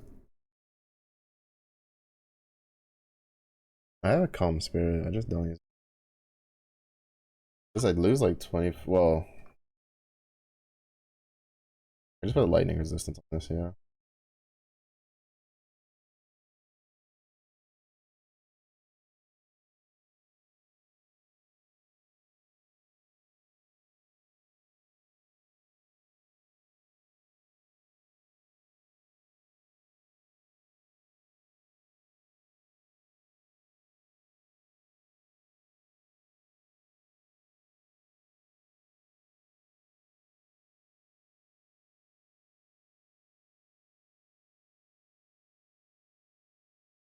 I just need a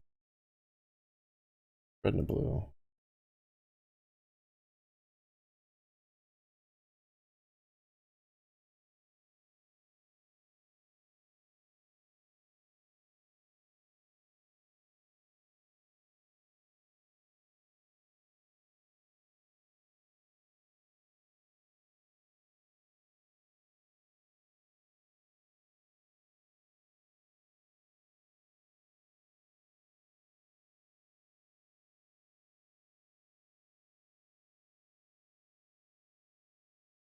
Two greens in a row.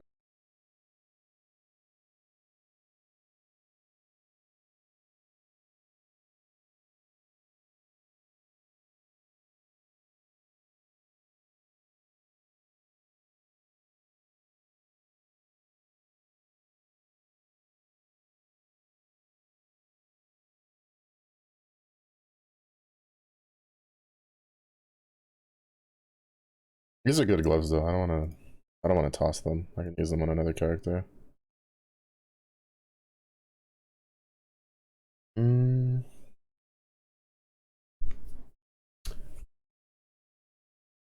I didn't know that.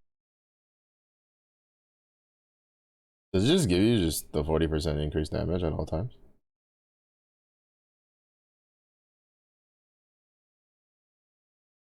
I don't think so, right? There's no way, right? I feel like that'd be way stronger if it did. Okay, so I need to craft cold resistance on this because that's what's gonna drop. Because I'll lose 30.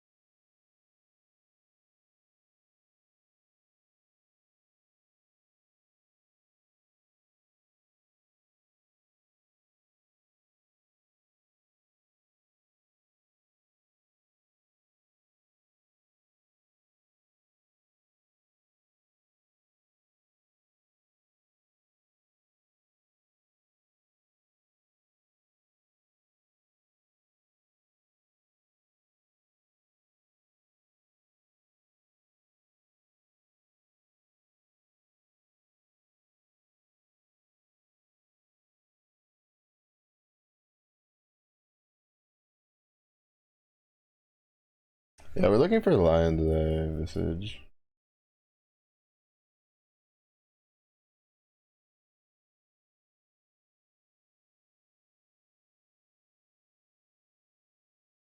Oh wait, right. I don't have Pierce.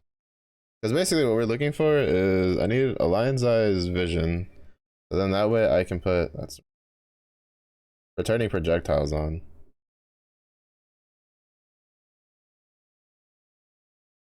And then but I need like my big thing right now is I need rings. I need to move all of my any resistance I have on here, which right now is just 35% lightning resist to my rings.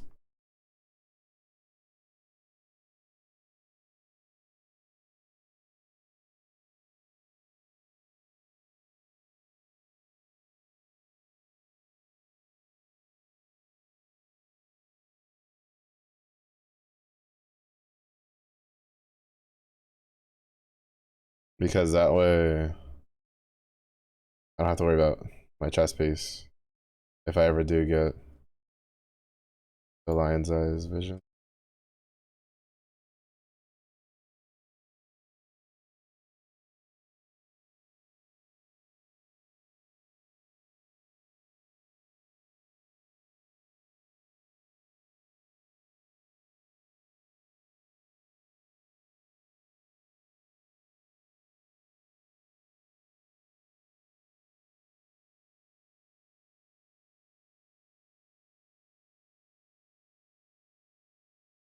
Technically, these aren't the best boots. The best boots I would want would be to have like all three of these resistances already, and then have a free prefix slot so I could craft the move speed with a chance to avoid frozen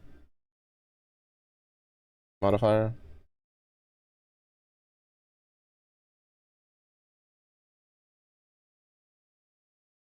So the interesting part, right, that I've been seeing people do is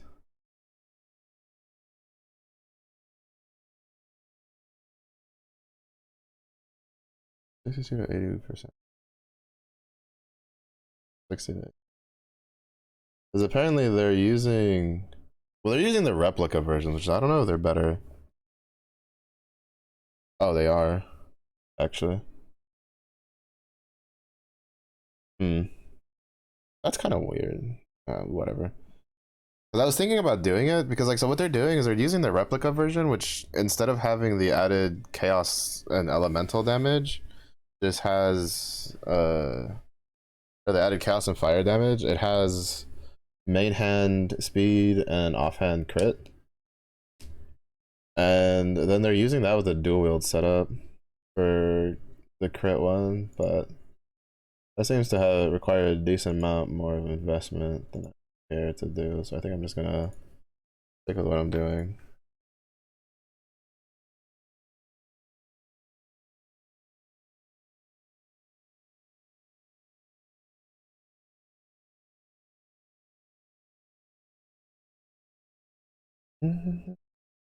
See, but this is what I mean though, right? Like calm spirits were like, to be fair, they were apparently ungodly broke, like disgustingly strong. And then this league they nerfed them some, but I guess not enough. Because there's still lots of builds using it. And now we have it. Oh, I've had it. This is literally the first unique I got at the beginning of the league. Is Calm Spirit.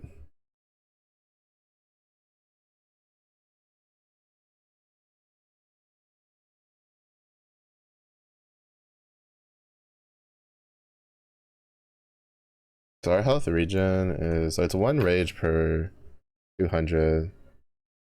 Our health regen is, I don't remember where to see that.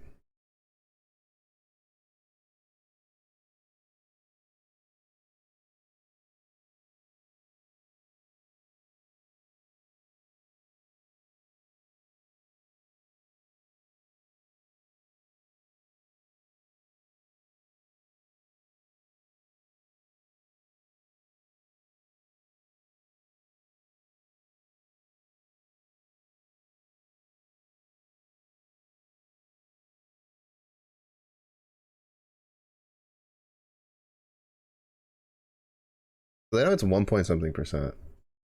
We're probably at like 2 point something because we're at like 2.36. Wait, what's my? We're at 3.2. Okay, we're fine. We have plenty of like HP we can get.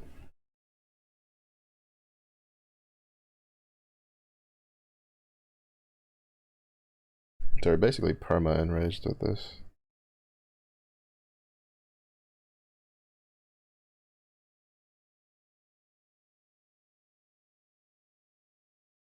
If this had been 5 length, I would have used it.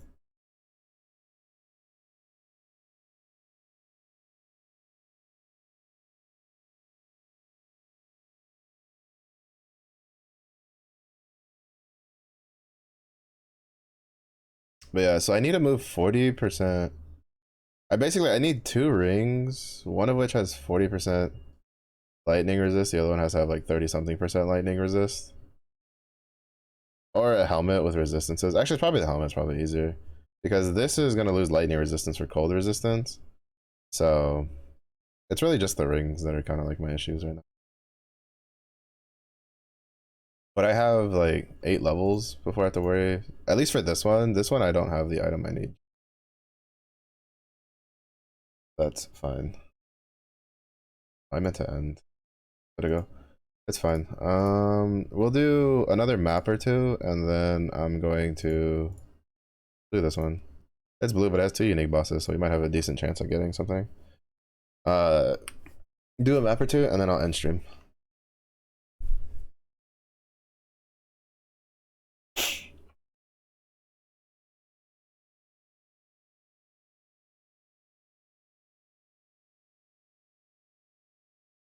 One second. Which on my phone is acting funky, and I'm trying to make sure it's just the mobile app acting funky and not that my stream's acting funky.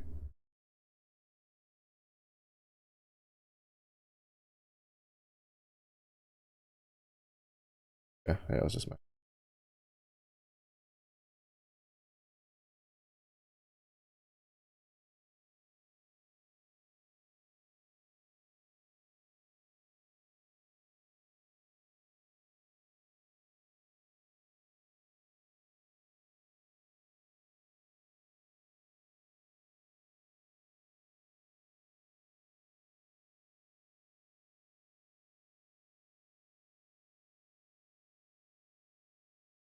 Oh, that's right. I don't have life regen.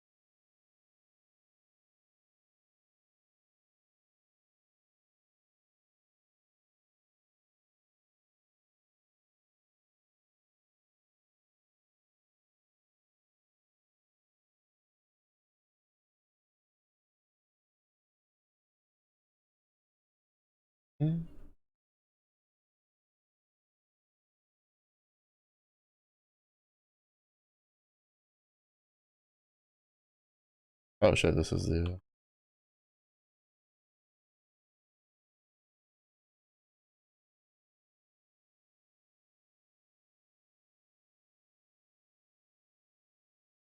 Oh fuck. Right.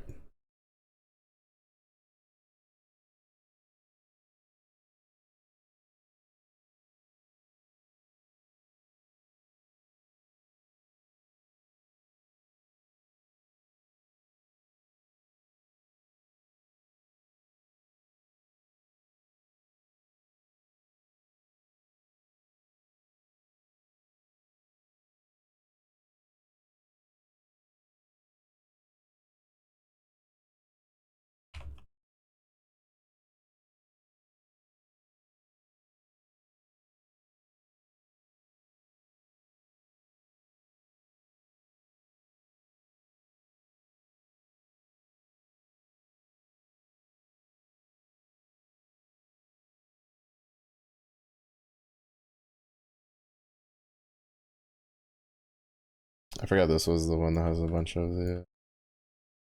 I forgot that this map had 3 bosses already.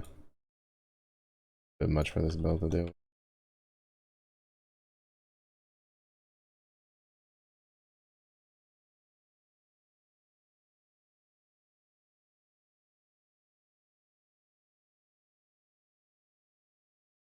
Run away.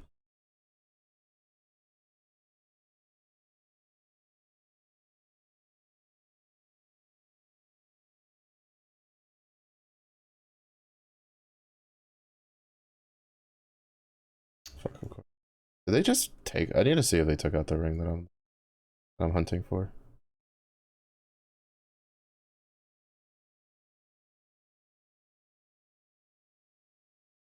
They did get like 3 uniques out of that though.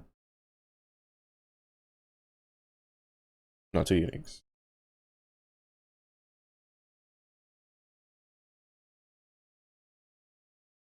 I don't actually know how that would have gone without Calm Spirit.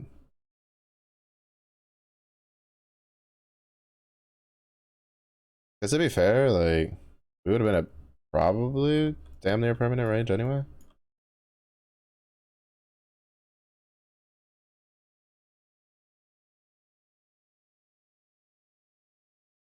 Well, oh, actually, I think it's because I need Berserk. I don't know if I can actually sustain Berserk with this. 'Cause I don't think I have a whole lot of, like, health regen. As Berserk is... Isn't it 5 rage per second?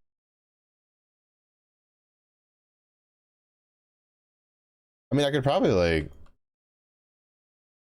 have it up almost permanently throughout a fight as long as I'm attacking something. Probably not. Because I think it, like, increases the cost as it, like, lasts longer.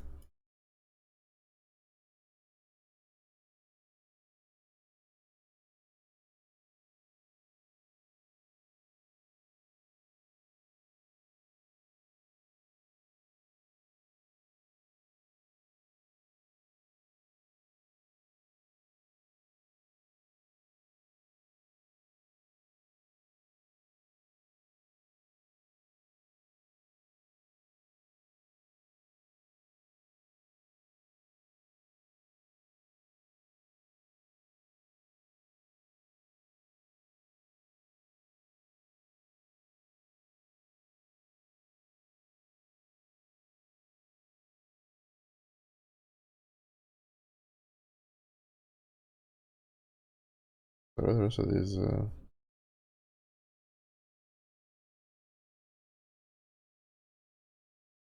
Has he just been there fighting my animated weapons for like 3 years?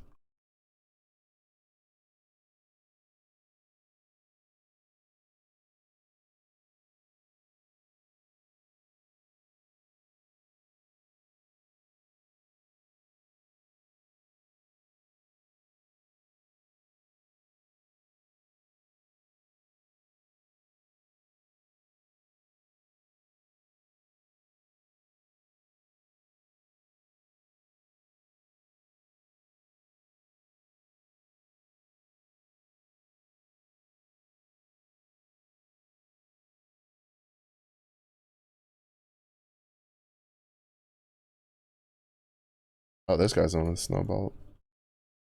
That was the other dude. So I was like confused why he kept going after he died. Actually, I was gonna do another map, but nah, this will be the last map. I'm gonna call it after this one.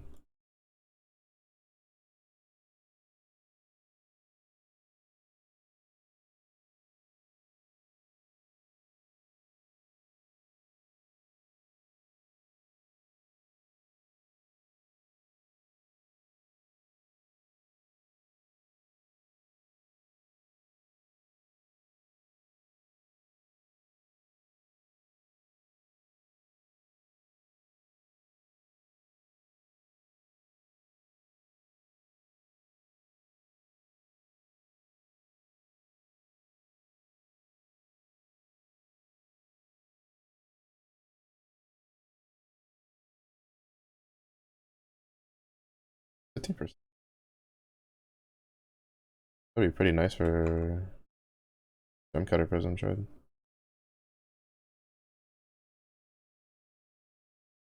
I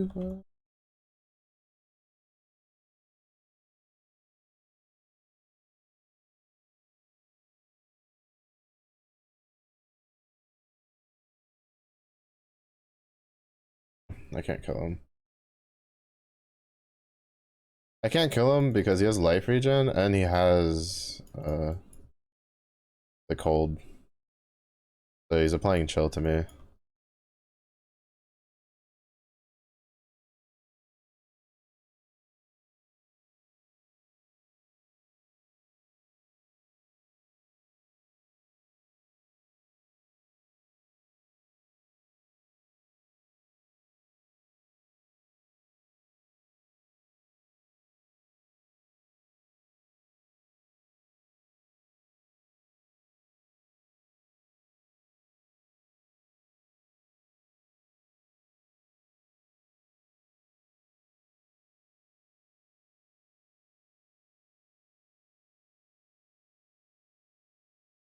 Oh, I thought that was the other one.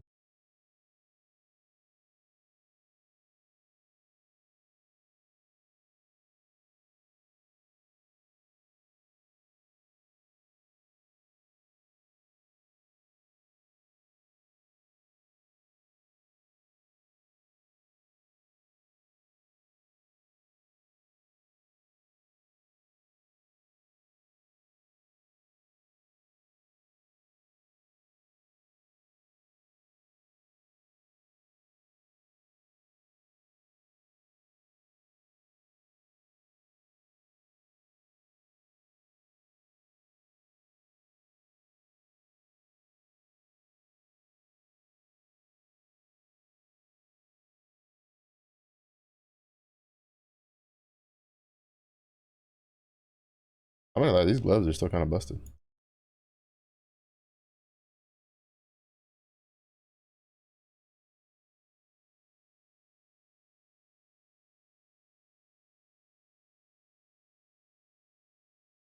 Like, this build is definitely way stronger now than it was when I didn't have the gloves on.